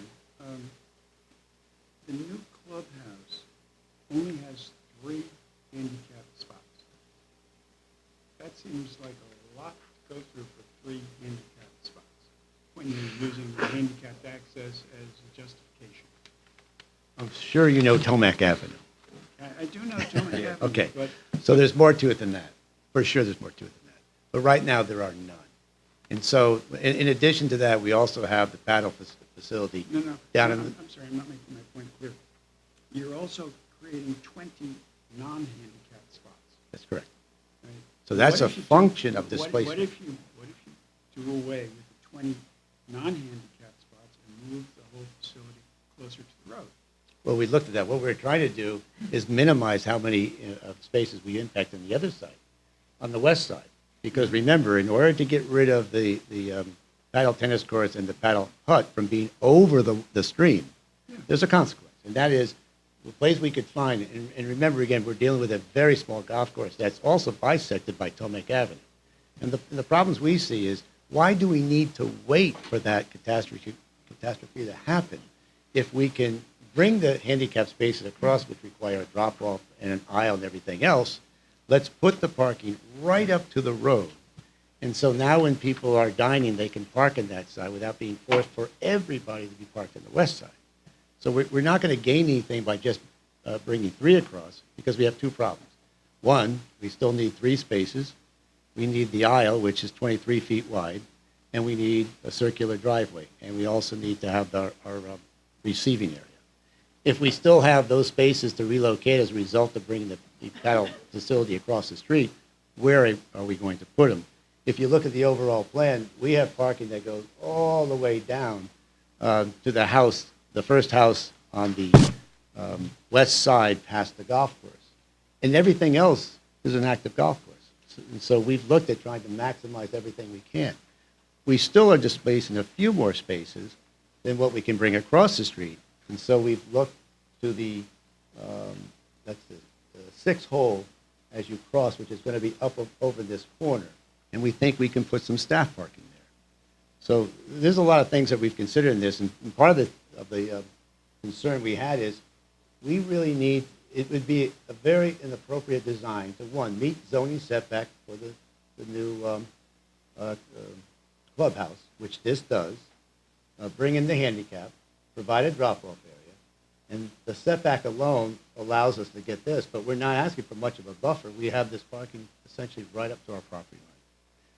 But the reason we're bringing all this across, too, is when we're taking out this encroachment here, we're putting it over here, and that displaces a certain number of spaces that we can't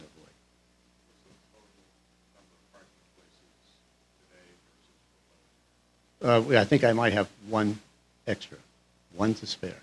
And so when I couldn't get, with this design here, and we had a certain number, I couldn't get them all here, so we've had to go up here and add a few more up here by that substation. Is the clubhouse size relatively the same? It is larger, but that's part of the deficiencies that we're trying to correct. You'd have to walk through it to understand it. But for instance, right now, in some ways, we're compacting it. We do want a terrace dining. Right now, they have a little awning on the northwest corner, which basically is overheated in the summertime and looks at Tomic and the railroad track. So the passive side of this is, with what we're proposing here, this is going to be an incredible view out easterly across the golf course and not into the railroad tracks. As far as this goes, believe it or not, you could count probably 5 or 6 dining areas now in the existing clubhouse. There'll be essentially 2 plus a terrace now. So that member space is different. The demands are different. And the other thing that's driving this is, we take that cart barn that was here and we're literally tucking it underneath the cart barn. But the clubhouse. But that affects the size of it too.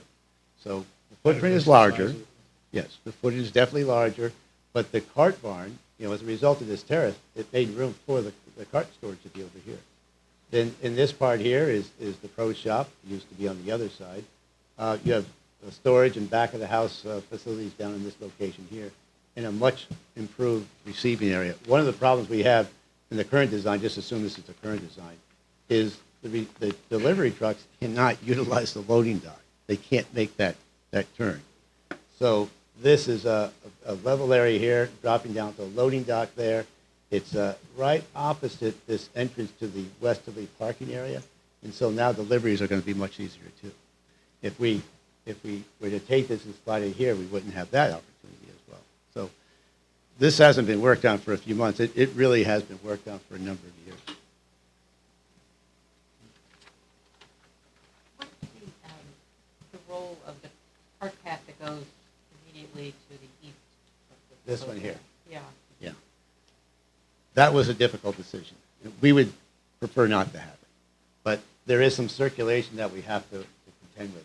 And let's give you just an idea. Yeah. Let's just give you an idea of how this would function.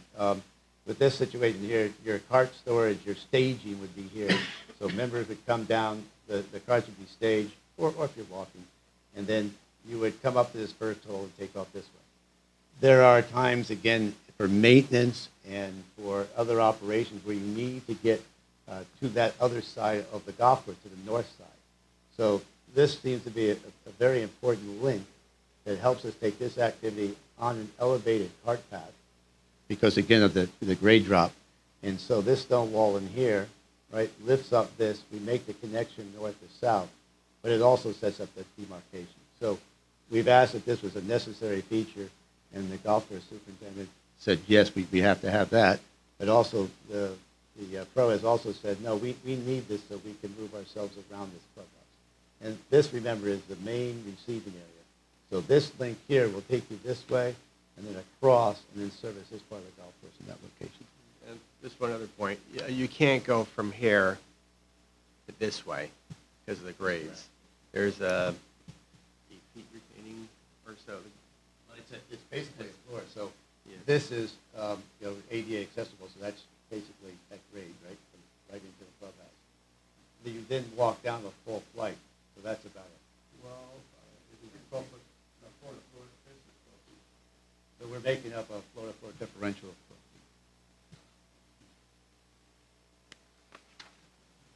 feet. Hey, Matt, could you go back to the pictures of the water course? You had kind of some pictures that show it going down the golf course. You said, so daylighting it under the paddle tennis courts, that sounds like a really good idea. I'm curious about that. But, and I think there was someone was alluding to thermal pollution hitting it right now, like underneath for the They're heating. heated. So They're- those pipes are getting heated up under the The courts? courts are actually heated Wow. right now. Okay. So That's not where I was going, No, but that was, no. just wanted to clarify that. So this, you mentioned finfish in this water course. What community of finfish would you expect to see in there? almost any water course this size, you're probably going to have, or there's a likely that you could have fish in it. But then especially if you move down to the south, where the plunge pool is, a small pond, you would have something. I would be probably surprised if there wasn't fish in here. Yeah.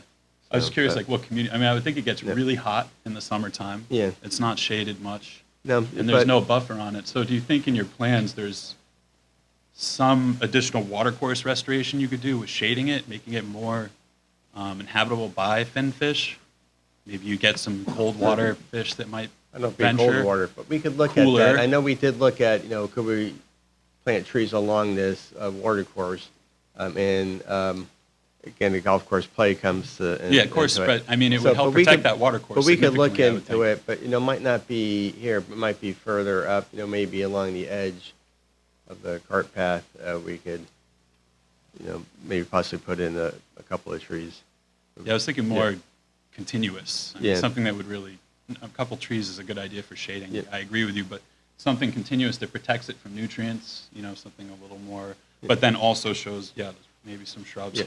but also gives the shading for potential finfish to move up and into it. It might be large shrubs, so we could do that.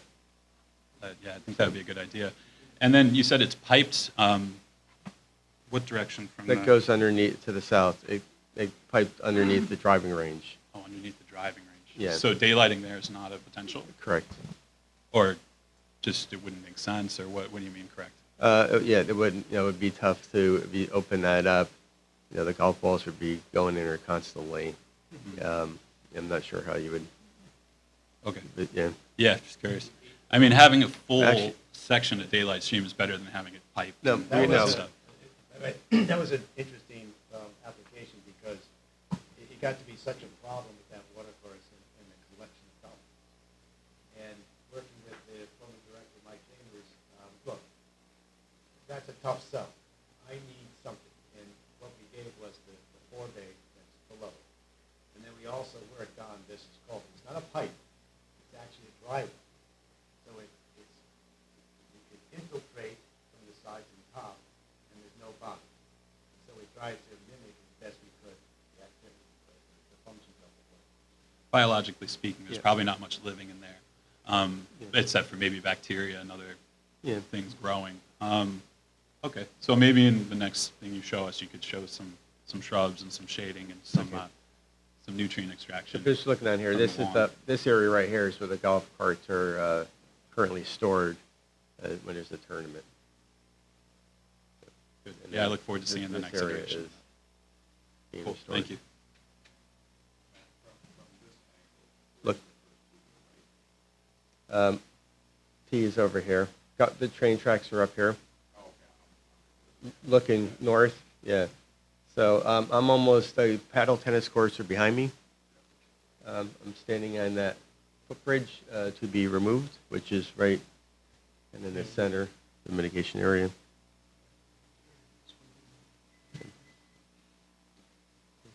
Anything else? Gotta hold for a minute. Sorry? We just have to hold for a minute.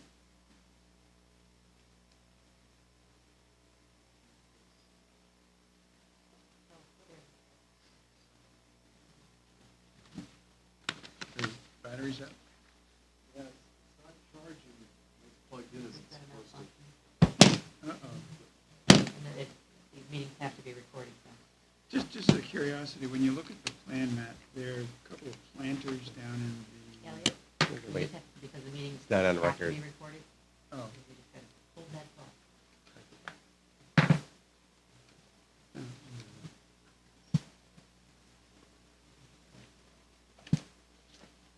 I'll ask the question again when... Yep, I get the battery out.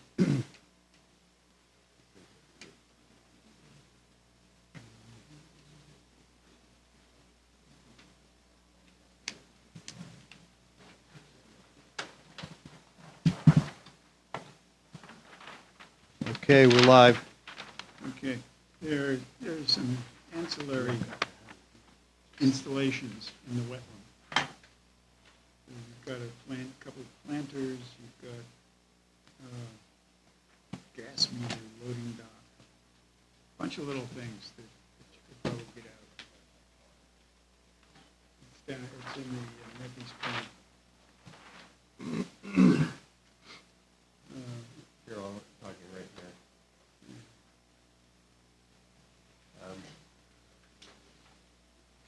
Even if we got them out, this cart path is coming through here.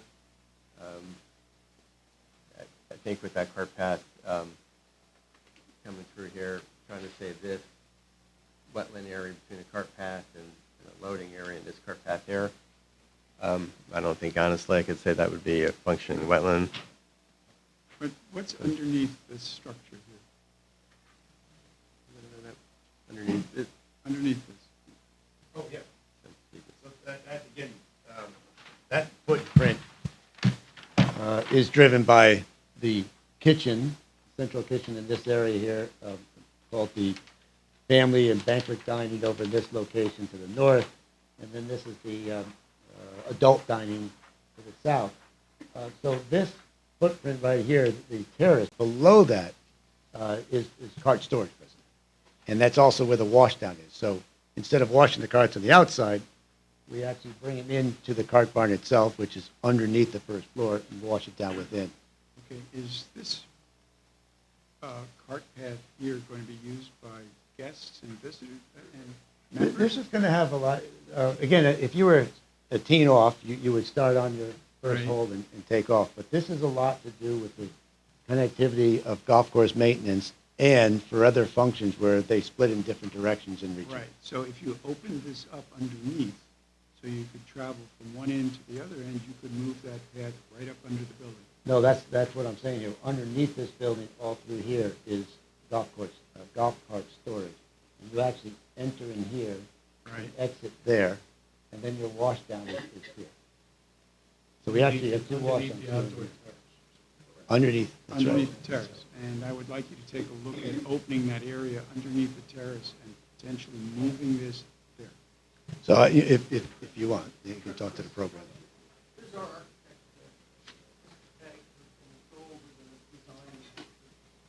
Hello, Chris McCagg of Rogers McCagg Architects.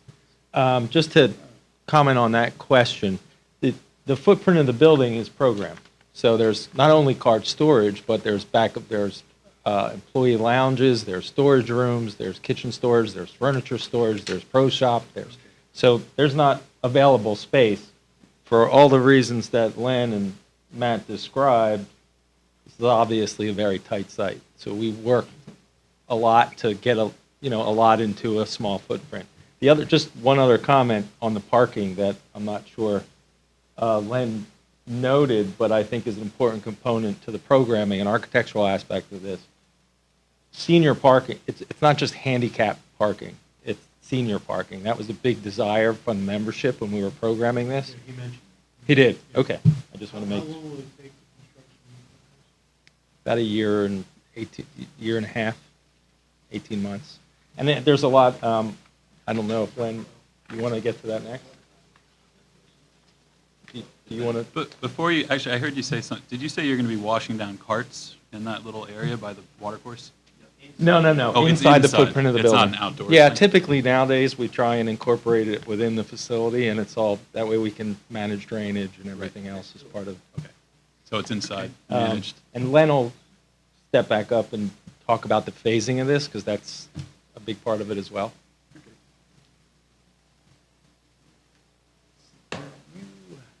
Actually, this would work. So, again, here's this proposed clubhouse, and downtime. You know, everything is how long, how long, how long, and, you know, the sooner we can get this site tight back up, the better. So, you'll also note by this flipped location, by placing it to the north, it's not on the footprint of the existing clubhouse.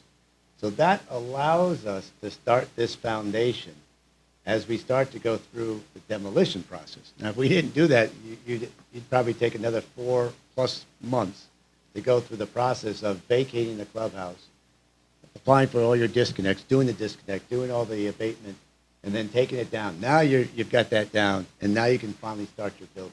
So that was another benefit that we found by, boy, if we could push this just enough to clear it, we can have this started while this is being demolished.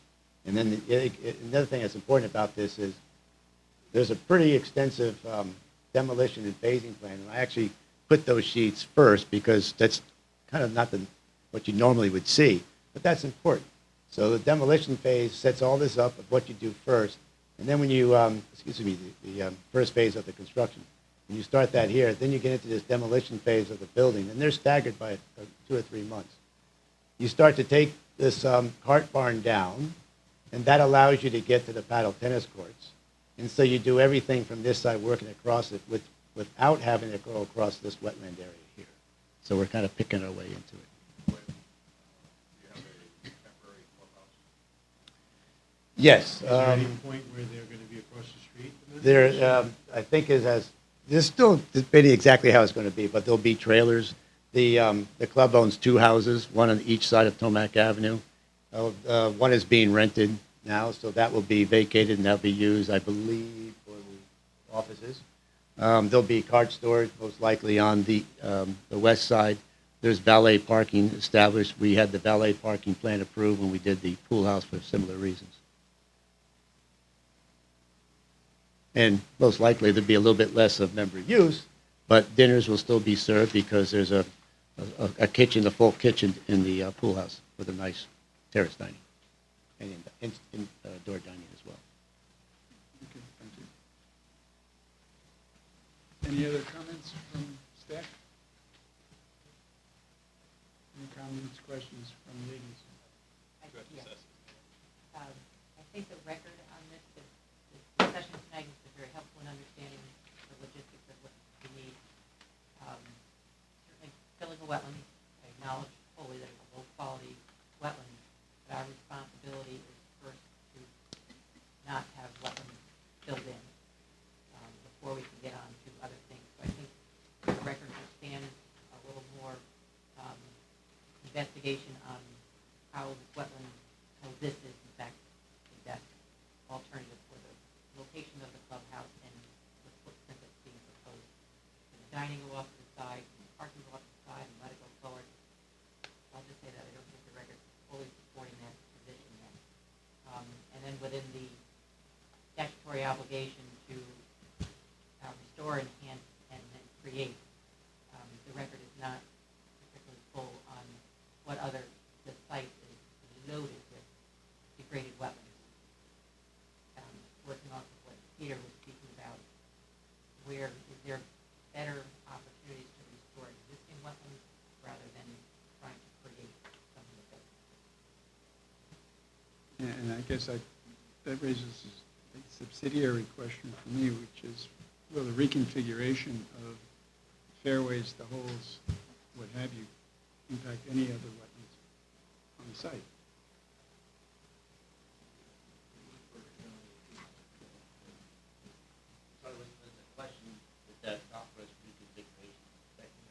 Any other wetlands that may be on the site, given what Director Sester just said? The 18th is literally just there's no wetlands. Okay, fine. Okay, then are there any public comments? No public comments. I did have one other issue to bring up, and Bob alluded to it briefly in his staff report, and it involves the issue of the fees. The club wrote a very large check of $64,060. $60 obviously goes to the state. The other part goes to the town. And I went back to the statute, which is 22A-42A-E, which, quote, the Inland Wetlands Agency may require a filing fee to be deposited with the agency. The amount of such fee shall be sufficient to cover the reasonable cost of reviewing and acting on applications and petitions, including but not limited to cost of certified mailings, publications of notices and decisions, and monitoring compliance with permit conditions or agency orders. Obviously, we don't need $64,000 for the mailing costs and the publication of notices. We have already said that we would provide monitoring of the construction. $64,000 is somewhere between 10 and 15% of the entire budget for the year for the Wetland Agency. And that seems to be an excessive fee for one applicant on one application when we're disturbing only a portion of this. Not arbitrary number. Yeah, no, I'm not sure that that meets the intent of the statute, and we're asking for some relief. So the filing fees are structured such that we can cover our expenses each year. Some years you get bigger applications, more of them, and some years you don't. I would say that providing relief on this, there's a level of inconsistency that the agency has to consider. We've had other applications that come through with large filing fees. I think Mr. Thames' application came through with a $30,000 filing fee. Relief was sought and it was not granted.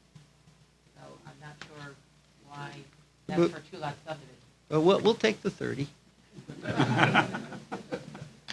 Unfortunately, this So is I'm not a sure what the negotiation. rationale Understood. would be for this application as opposed to our other applications that have to do for the same fee schedule. The fee was set based on what? Is there a criteria? Yes, so there's the base fee, which goes towards what type of project you're undertaking, and then there's additional fees based on the amount of disturbance and then the wetland acreage on site. So were you charged for all of the wetlands on site?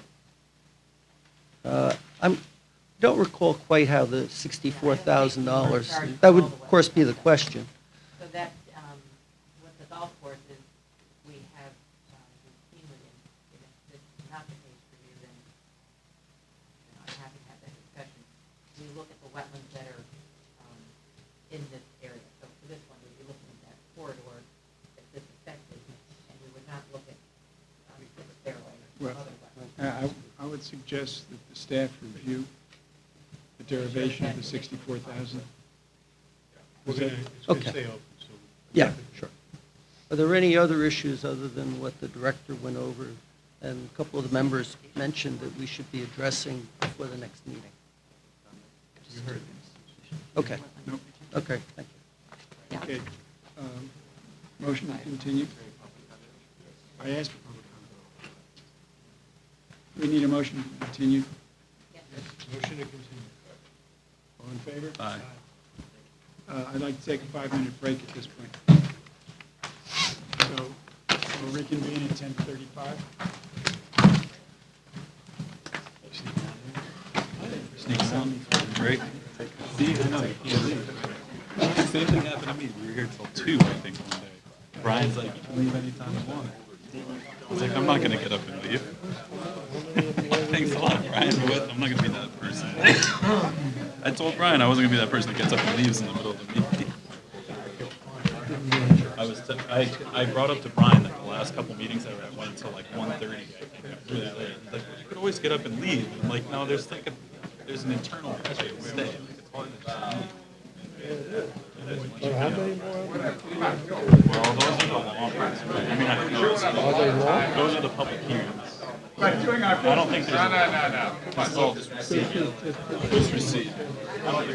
And there are 3 new applications for you. What? There are 2 more, There's 3 more for review. 3 more for review, and then the rest is received. Consent and violations, but I didn't see it. Hey, stop asking so many questions. That's me, I know, I just can't stop myself. Can't stop myself. Well, that's what I was hoping you guys would do last time. Come on.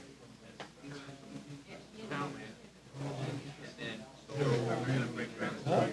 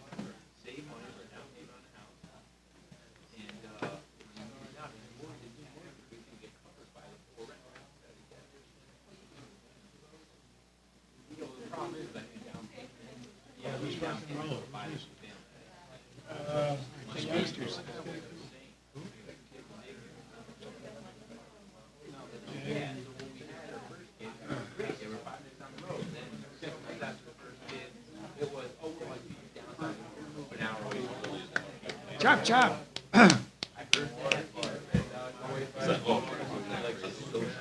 Get Jay. There he is, all right. Huh? Yeah, yeah, we're adding about 110 square feet. To put a piano in. What? Oh, at the library. Which library? Me? Yeah, they're totally, totally, yeah. They're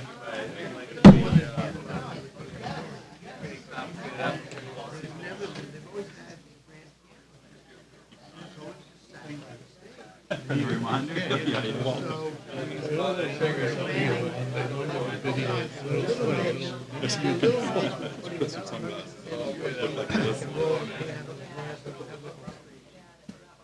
we'll make it.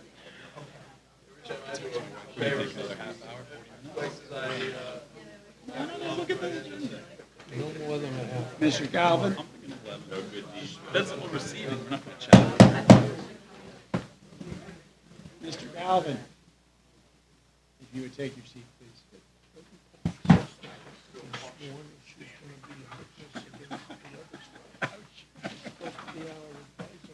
All right, we have one consent approval, 27 Angus Lane, 2019-151. Do we have any comments or questions? Do we need a motion to accept that? Second? All in favor? Aye. Got it. 2019-098, 26 Cary Road, Soundview Engineering and Land Surveyors for Jeanette Ogilvy for redevelopment of a dwelling. Let's see who we got here. Ms. Sesto. Okay, so this was a public hearing that was closed at our last meeting. You requested I summarize the record did for you. So I went through and summarized the various reports, and the pieces that I felt were relevant for the agency's consideration and debate. So with regard to the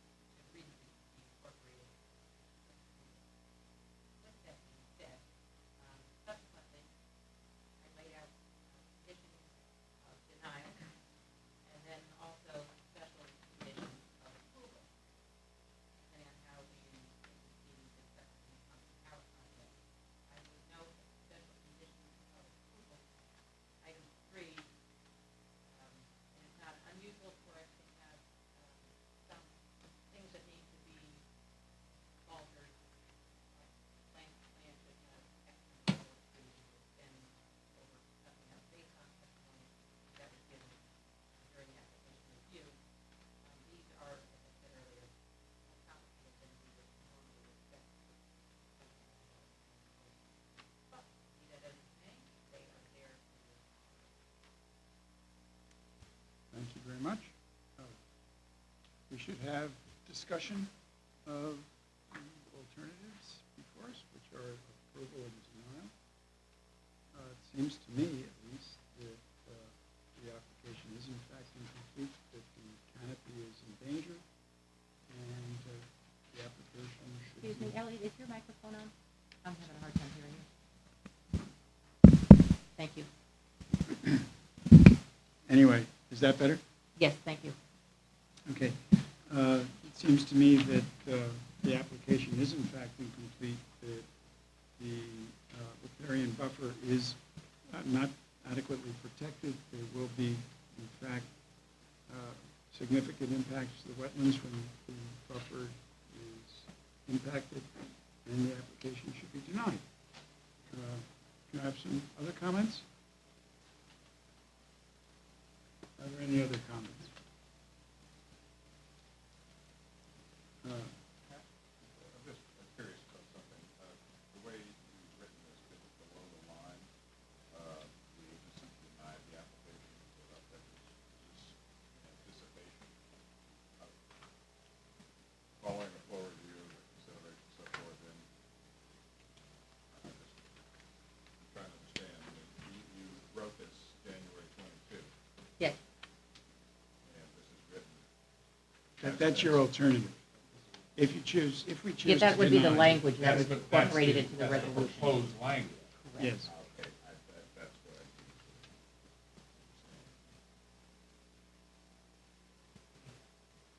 Fundamentally, it seems we've asked for many alternatives to move the house to the east, none of which were acted on.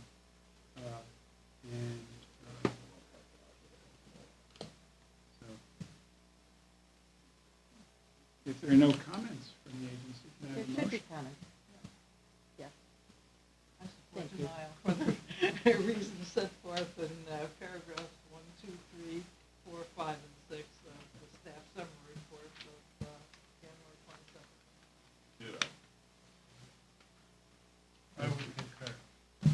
Yeah, we went back and forth on it a lot, I agree. And then to include all the oral revisions into an approval doesn't seem like something we typically do either, as mentioned.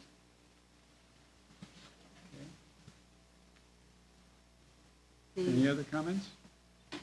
The statutes do require that the agency provide constructive direction when a lack of alternatives is one of your reasons for denial. So I've articulated some, which I believe came from the record, as well as my own thoughts that were on the record during the hearing. And if the agency has any other alternatives Well, that they would I like to... think all the alternatives that we've talked about, that you've suggested, that we've talked about during the discussions have been move the house east. Find a way to move the house east. Now, we don't have to find a way for them to move the house east. They have to find that for themselves, I would think. And so that is the alternative that we are suggesting to them. Get out from under the trees. And that can be either a smaller footprint or literally same Yes. footprint moving. Same footprint east, smaller footprint.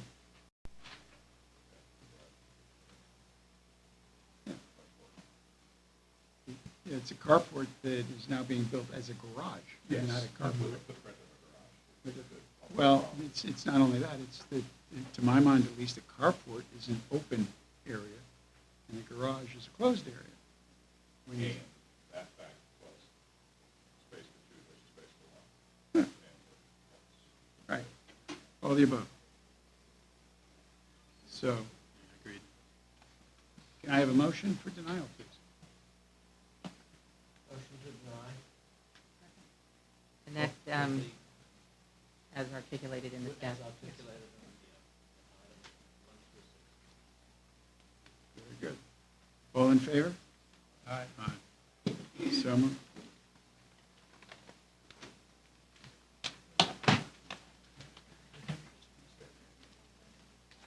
Okay, 34 Concord Street, William Kenny for Debbie Palmer and Sergio Pigioni. Maintenance of a stone wall. Ms. Carol Andrews. We're just decoupling our recordings. All right. More paper.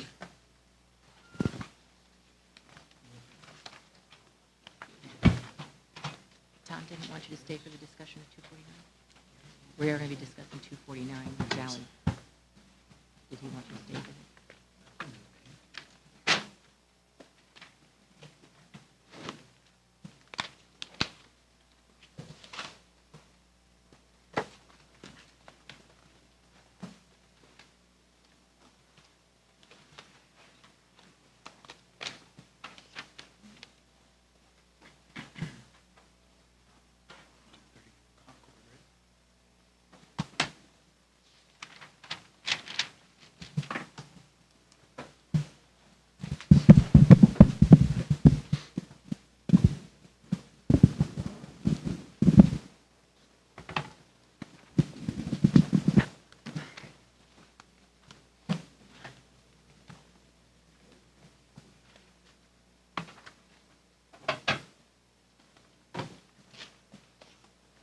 Did you call for me to begin? I did. Sorry about that.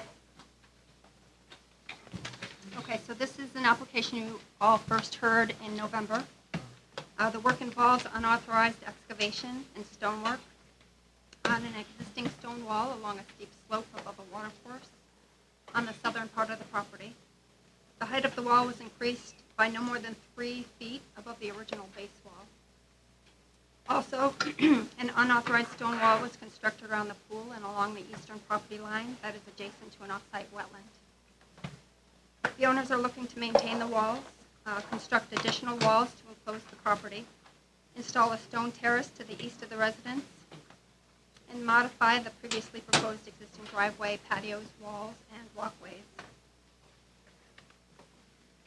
The stone wall constructed around the pool and along the eastern property line, adjacent to the off-site wetland, is of mortar construction. Stormwater is therefore unable to penetrate and filter through to the wetland. A dry stacked wall would allow for more natural infiltration and would have been recommended had the owners sought approval prior to construction.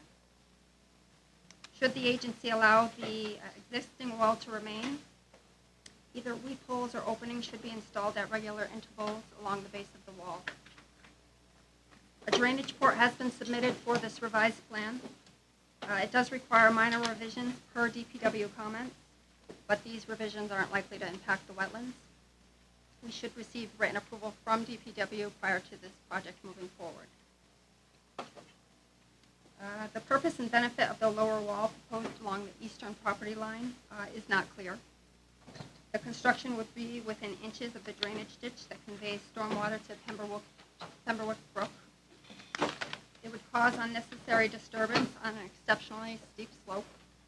The erosion controls would be difficult to implement and maintain, and any breaches would be difficult to control.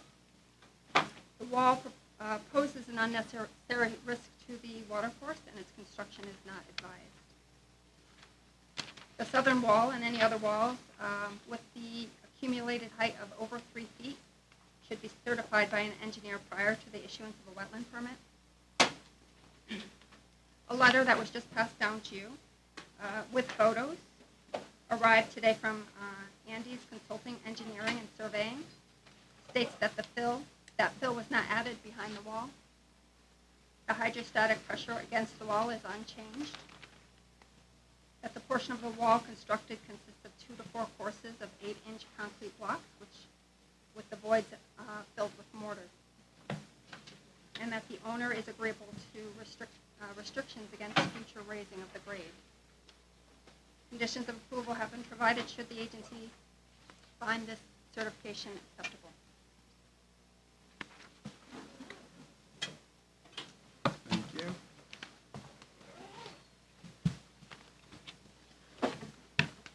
Good evening. Bill Kenny on behalf of the applicant.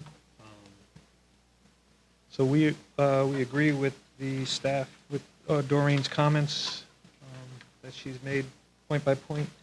And there's we request that you approve this, and with the conditions that she's recommended, and the one modification I'd like to discuss with you is under the special condition 3 with regard to if you agree to keep the wall. The wall in this area here primarily is of a concern where there's a stormwater culvert that discharges right here from a neighborhood to the northwest. That water comes down and then it turns here and comes down through this area parallel with the property line right here.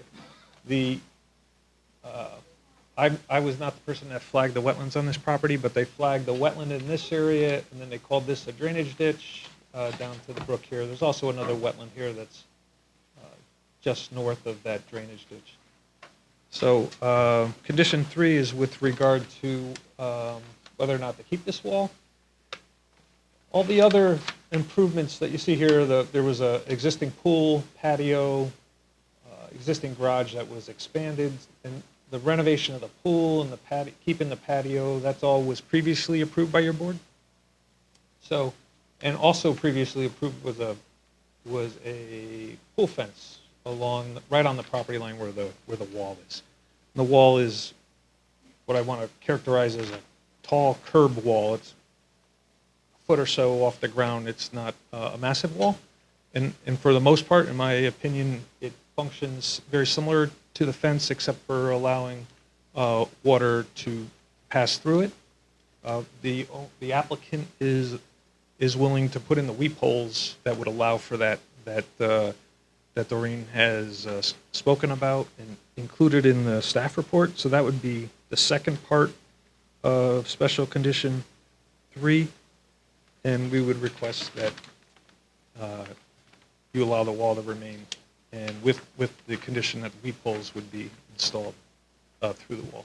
Also, there's another wall in discussion that Doreen talked about, this lower in this eastern corner of the property.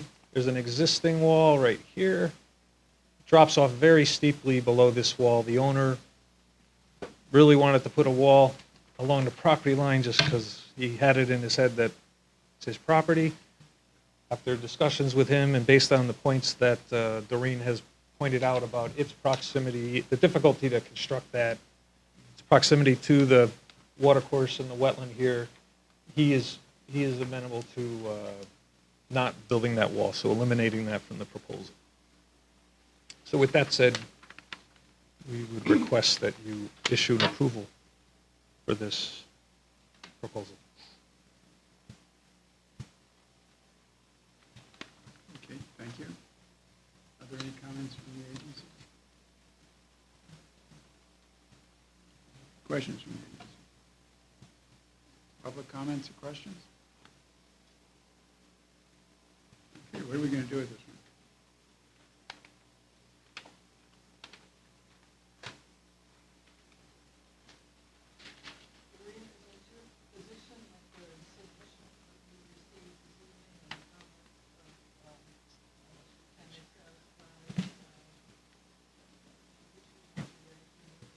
I think as long as there's some kind of passageway from the wall, that would be a benefit to the wetland. The certification from the engineer, I believe, satisfies that condition.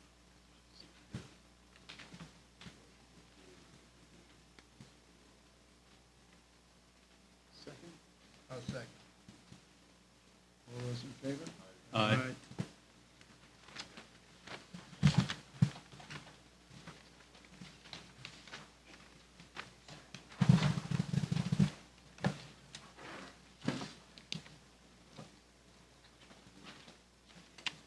2019-147-279 Conic Road, SE Minor for Valerie and Tatiana Goldberg for construction of a gatehouse, retaining wall, and permeable drive. The agency looked at this application last month, had some concerns about the initial proposal to build this accessory structure in a small upland pocket adjacent to the driveway that services the house. The initial plan had the accessory structure over here. Oh, I'm sorry, right there where the little wide spot is in the driveway. Agency members suggested that the driveway coming off of the main driveway into the garage somehow be eliminated, and that the garage level of the structure be set at the level of the existing driveway as a way to reduce disturbance in this upland area. Applicant has now come in with an alternative plan to construct this accessory structure here. This would be serviced by a 200-foot-long driveway in the buffer at the base of an existing retaining wall to the east of the house here. This would utilize twice as much buffer area as the original plan. It also is in an area that was supposed to be maintained in a natural state of approval when the house was built. So I don't really think this is a particular improvement on the original plan.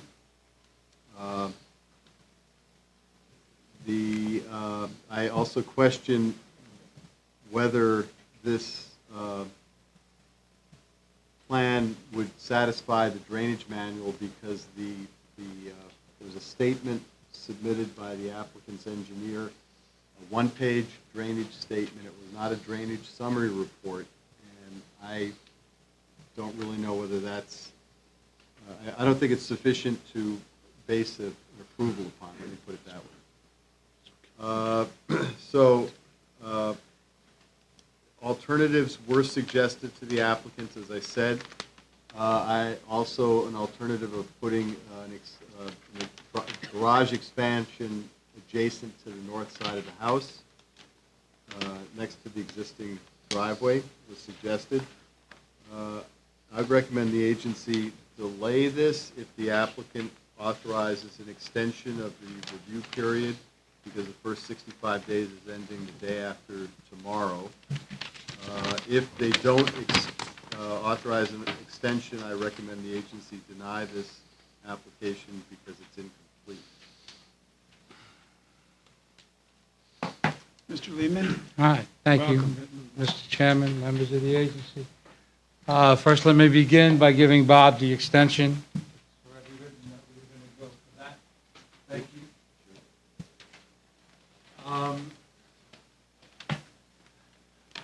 We're aware that this plan is a lot more impacts and so on and so forth. We are currently taking Bob's suggestion and reviewing, doing something up in this corner, up in here. That's why we're asking for the extension.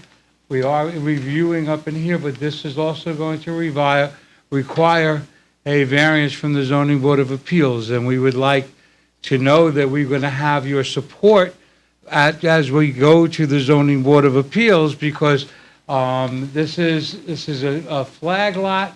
The structure going over in this way would be inside both the sides. It's not completely behind the rear of the building, so it needs to meet full setbacks. So we would need your support for the Zoning Board of Appeals, and I think that is, we are currently exploring that. We're also going to have to, the 100% replacement area is in this area here. We're going to have to find another alternative location for pieces of that, as well as work out the drainage for in here. The applicants are here, and they've been here each time. They are interested in hearing what everybody has to say about it, so that this way then they can follow the direction that the agency is giving. So I request a delay on this, but I would like to first take your comments, so this way then we know that we're heading in the right direction. So we are exploring a standalone and not attached to the building, because that would require complete change of everything on the inside. So it would be a standalone structure back over in this area over here.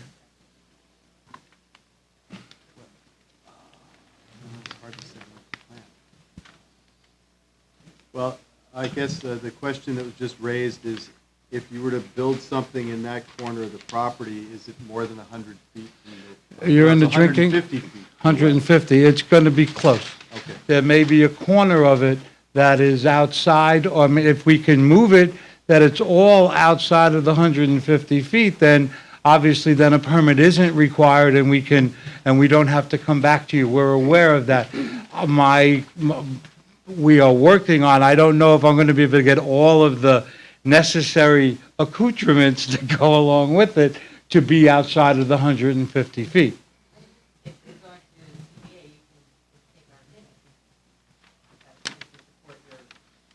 Thank you. Thank you. Thank you for that. But, you know, like I said, this is a 100-foot upland review area line here, 50 feet, it would put the structure rather close to the 150-foot line. But then I have drainage that we have to contend with and a new septic system. The other issue with this piece of property that I've been asked to remind everyone is that this is the Aquarian pipeline that's leaking millions of gallons a day onto this property. They're just losing more water than they sell. I mean, we need to take that into consideration, as well as that they have granted permission for Aquarian to go onto their property to fix the pipes so that this way they can do all of that. And you guys have granted the approval for Aquarian to fix all of that. And so this applicant just wants me to make sure that you are aware that this is the type, you know, they're trying to work, you know, to the best of their abilities as well to make everything better. And so I'm here to just take notes if you have any other questions.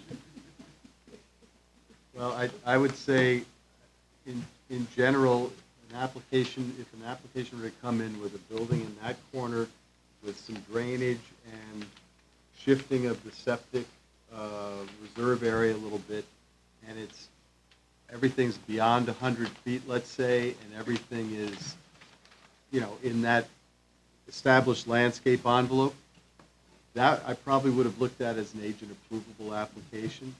So you might, if you get us a plan and the director agrees, you may not have to talk to the agency again and get a permit. Thank you very much. Thank you. Sounds good to me. Adios. And you could tell that Delay. to the ZBA. Delay. Motion to delay? Second. Thank you, everybody. Have a good evening.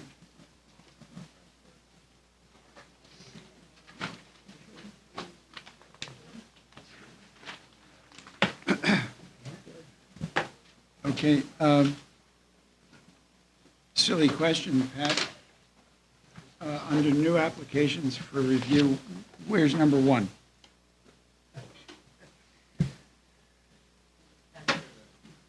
Did away with it, all right. Okay. 2019-157-105 Dingletown Road, Grumman Engineering for Warren and Dahlia Rom for relocation of a common driveway. Okay, let's see, I think we looked at no, this is a new application. The agency has looked at this in the past, but you all looked at this last year. And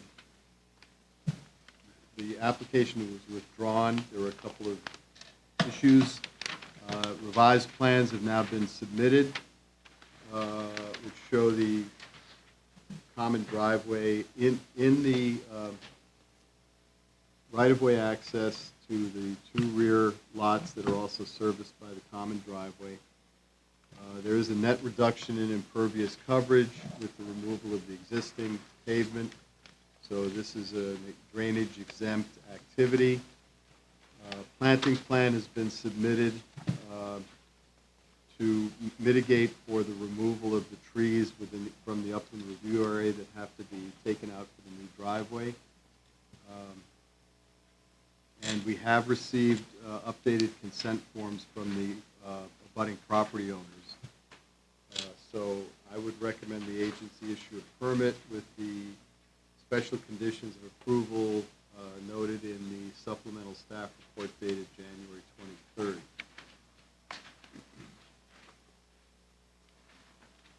Thank you. Good evening. Good evening. Dean Martin with Grumman Engineering, representing the applicants Warren and Dahlia Realm. The proposal is to relocate a portion of a common driveway which serves 4 properties off Dingletown Road. From the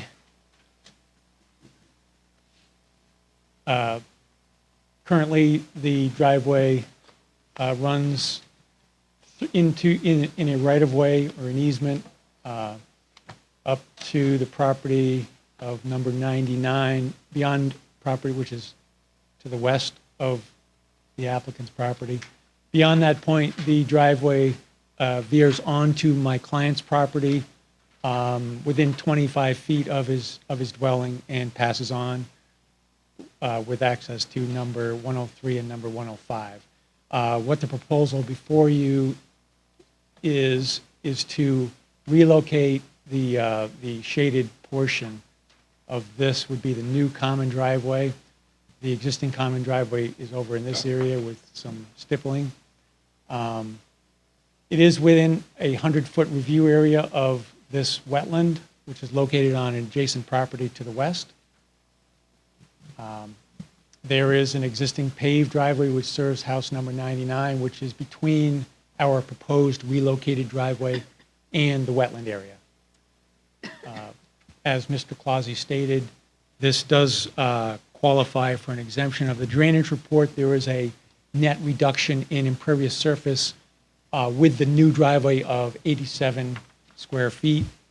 I have provided an updated drainage exemption form, which was submitted. Also, there is a number of trees that would be removed within this area to construct the new driveway, and an updated or a mitigation planting plan has been submitted, which provides well over 40 new trees and shrubs. Mr. Martin, do you have any objection to the special conditions of approval? No. Okay. Make a motion. Any public comment? Is there any public comment? Now.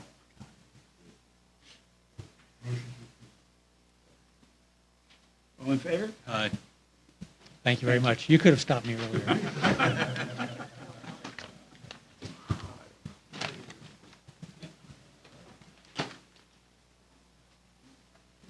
2019-158, 25 Bailiwick Road, O'Donnell Law LLC for Frank Santana for restoration of unauthorized tree removal.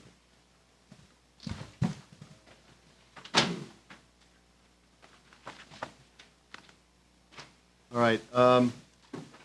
This past summer, staff found that about 12 trees 6 inches in diameter and greater had been cut down from this front portion of this 25 Bailiwick Road.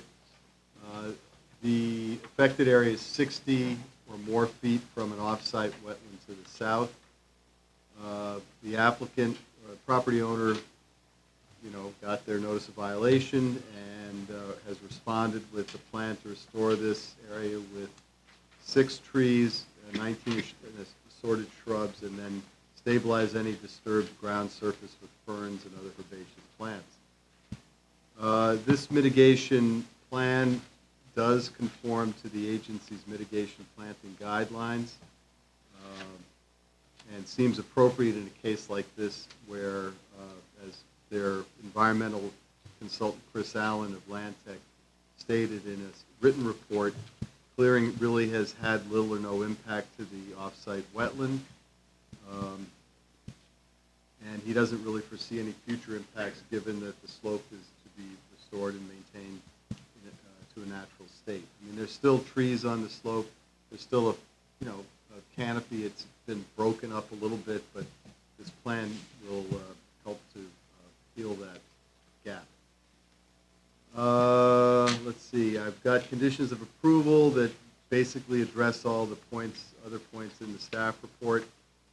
And I recommend the agency issue an order to correct with the conditions provided. Thank you. Good evening.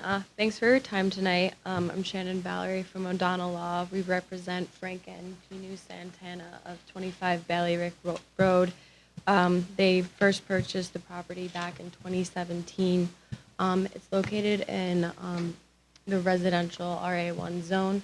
It's roughly 1.45 acres. It's across from a small pond with accompanying wetlands. Although there is no wetlands on the property, it does contain a portion of the upland review area. Can I So, ask you the same question I asked the gentleman before you? yes. What's that? Do you have any objection to the special conditions that are? No, I do not have any objections. Thank you. Is there any public comment? We would like to ask for leniency for the application fee. Yes. Because? We are willing to pay the full application fee, but not the punitive fee, which is the tripling of it. So the property owners were unaware that there was an upland review area on their property. Would you like to? Yeah. Talk about that. Good evening, Mr. Chair and members of the commission. For the record, Casey O'Donnell appearing for the applicant. The reason for the leniency, I'll start with my conclusion, is this was an honest mistake. The applicants took every corrective measure, and they did so on a prompt basis, and every recommendation from staff, and they did it all voluntarily, and it was a reasonable error. While to us professionals, it's obvious that we would look at this site and say, listen, this is an upland review area, and we need to talk to some people and understand even a small landscape change. But my clients, who, by the way, lifetime residents of the town, and for 25 years in service to the town as a town employee, as they sought approvals on their dream home project, which they're building for themselves and hope to occupy soon, 3 years in the works, this wasn't flagged for them as an issue. And when they were on site, they did recognize that there was a pond across the street. But what they didn't recognize, as we well know, is that the area surrounding that pond is a wetland as well. And so when they looked at it, they felt that 100 feet distance was acceptable. So again, just to restate it, I think we have an honest error. It was nothing that they tried to get away with or did in a dark night. They voluntarily complied with all staff requests on a prompt basis, including seeking professional help and submitting this response to the corrective order. And the mistake, I think, was reasonable. So for those reasons, on behalf of the applicants, which are happy to chat with you, I'm requesting leniency of the fee. How much is the fee and the penalty? The basic fee was for disturbance, and it was $1,500, so the fee paid was triple that. $4,500. $4,500. So.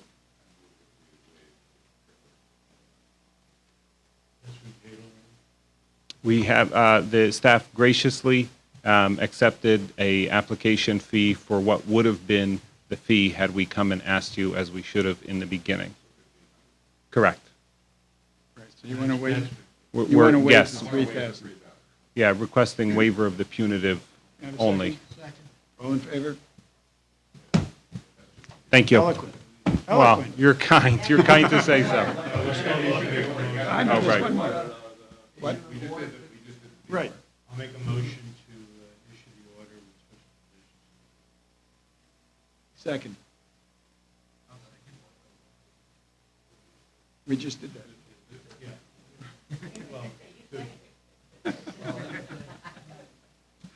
Okay. Okay, thank you. Thanks. All right.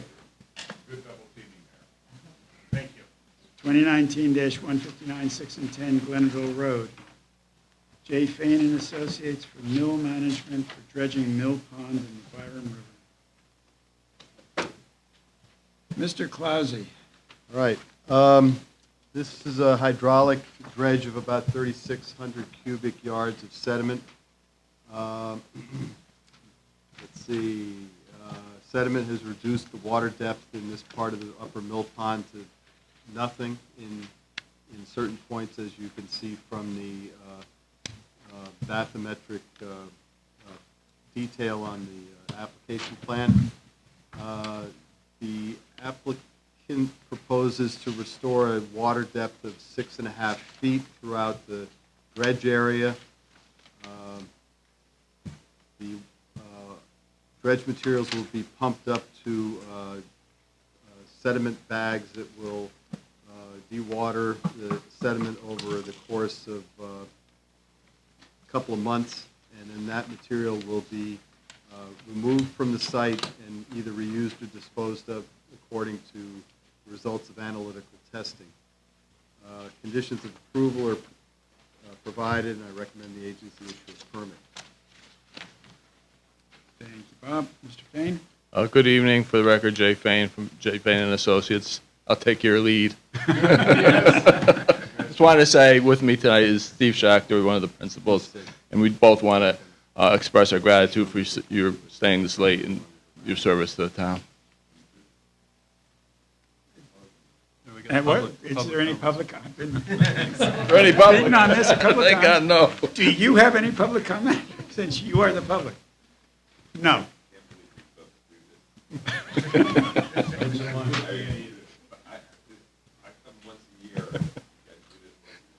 Yeah. With that said, can I have a motion? All in favor? Aye. Thank you. Doreen? I hope you don't have to stay much later. Doreen? How come we don't have any violations? I guess it's not spring, everybody's sleepy, on vacation maybe. I'm sure they'll be coming soon. Thank you. Meeting is adjourned. We had a moment we were going to chat. Oh, Sorry, that was, damn! No, that was quick. Oh, I almost got away with it. Applications to be received.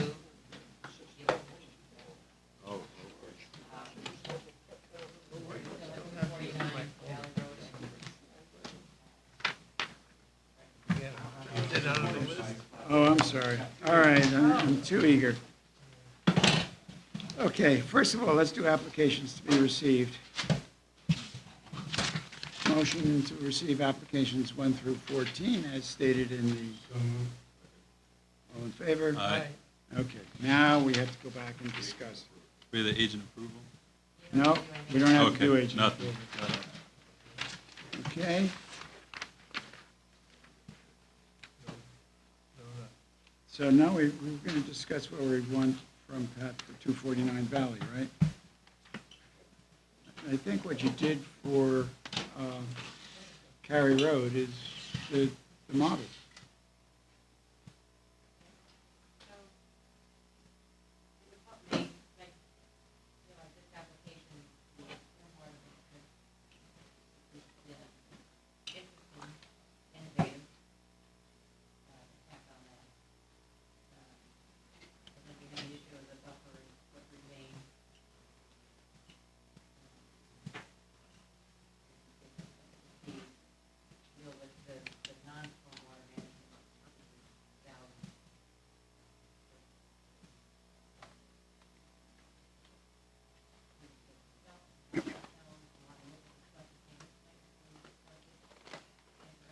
Well, here's,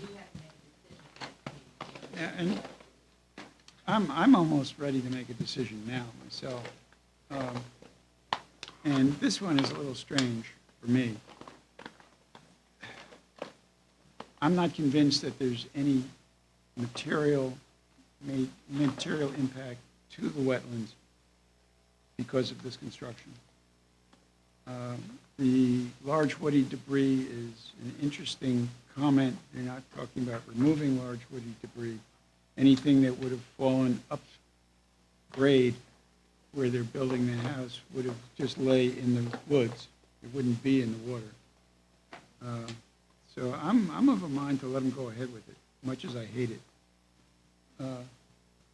But I can't see that, given the alternatives, that they've really damaged things to a great extent. But that's to that point, it's the alternatives. I mean, we got into the woody debris and Manus Pond, and I get that. But to an extent, I get that. And then the question that really came up to me over and over, which came up here, was we don't feel there's an environmental impact, so we didn't present alternatives. I'm pretty sure I heard Mr. Hagney say that like 3 times. Yeah. And then we read the statutes, and they don't. I was getting a sense that we all agree they didn't actually support that comment. So it was almost beyond the stormwater and beyond the woody matter in the pond. It was just, where are the alternatives that are that you have to put forward, and that we have to try to set a precedent, because I've seen that happen in the past. So it's time that I think we make that a firm point early, and maybe not even get into the weeds literally until that's established. I mean, if that's not being met, it's not being met. I'm going to respectfully disagree. I'm inclined to approve this as well. And what was compelling to me was that the peer review from Rantec really didn't rebut. The notion of the alternative, to me, I'm still trying to get my arms around it. It seemed that it came down to whether it was a buildable lot or not. Right. Because there is no alternative to that's going to result in not building on the buffer, on the buffer, on the upland. And so if you start with that premise, it's kind of tautological. It's circular whether there's an alternative or not. So I tried to move beyond that and ask, substantively, if they could articulate on the basis of the impact of the buffer why it was an application that should be denied. And I didn't hear anything compelling to lead me to believe that. So I'm prepared to approve it as well. And plus, I think they kept conjoining making improvements. Yeah, I don't argue with you there. With their burden of showing alternatives, which I don't agree they did. I think those improvements don't necessarily mean they followed the regulation standard for alternatives. But as I just said, I could get around. I'm beyond that with this particular application.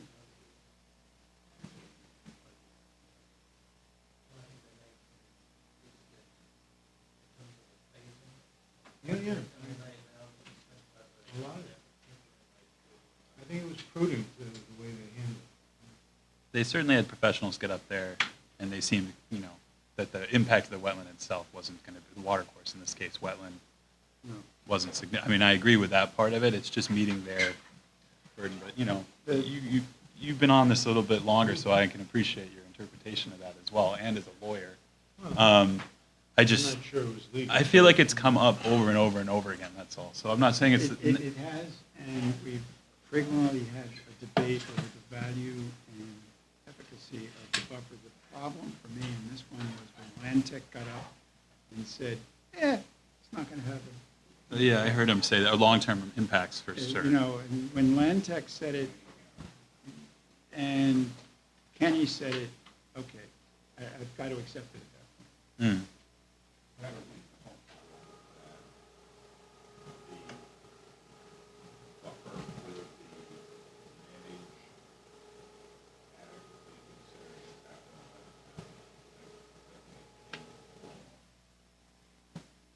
Because it had, this is only focused on the trees. He's the director of parks and trees. So Right, no,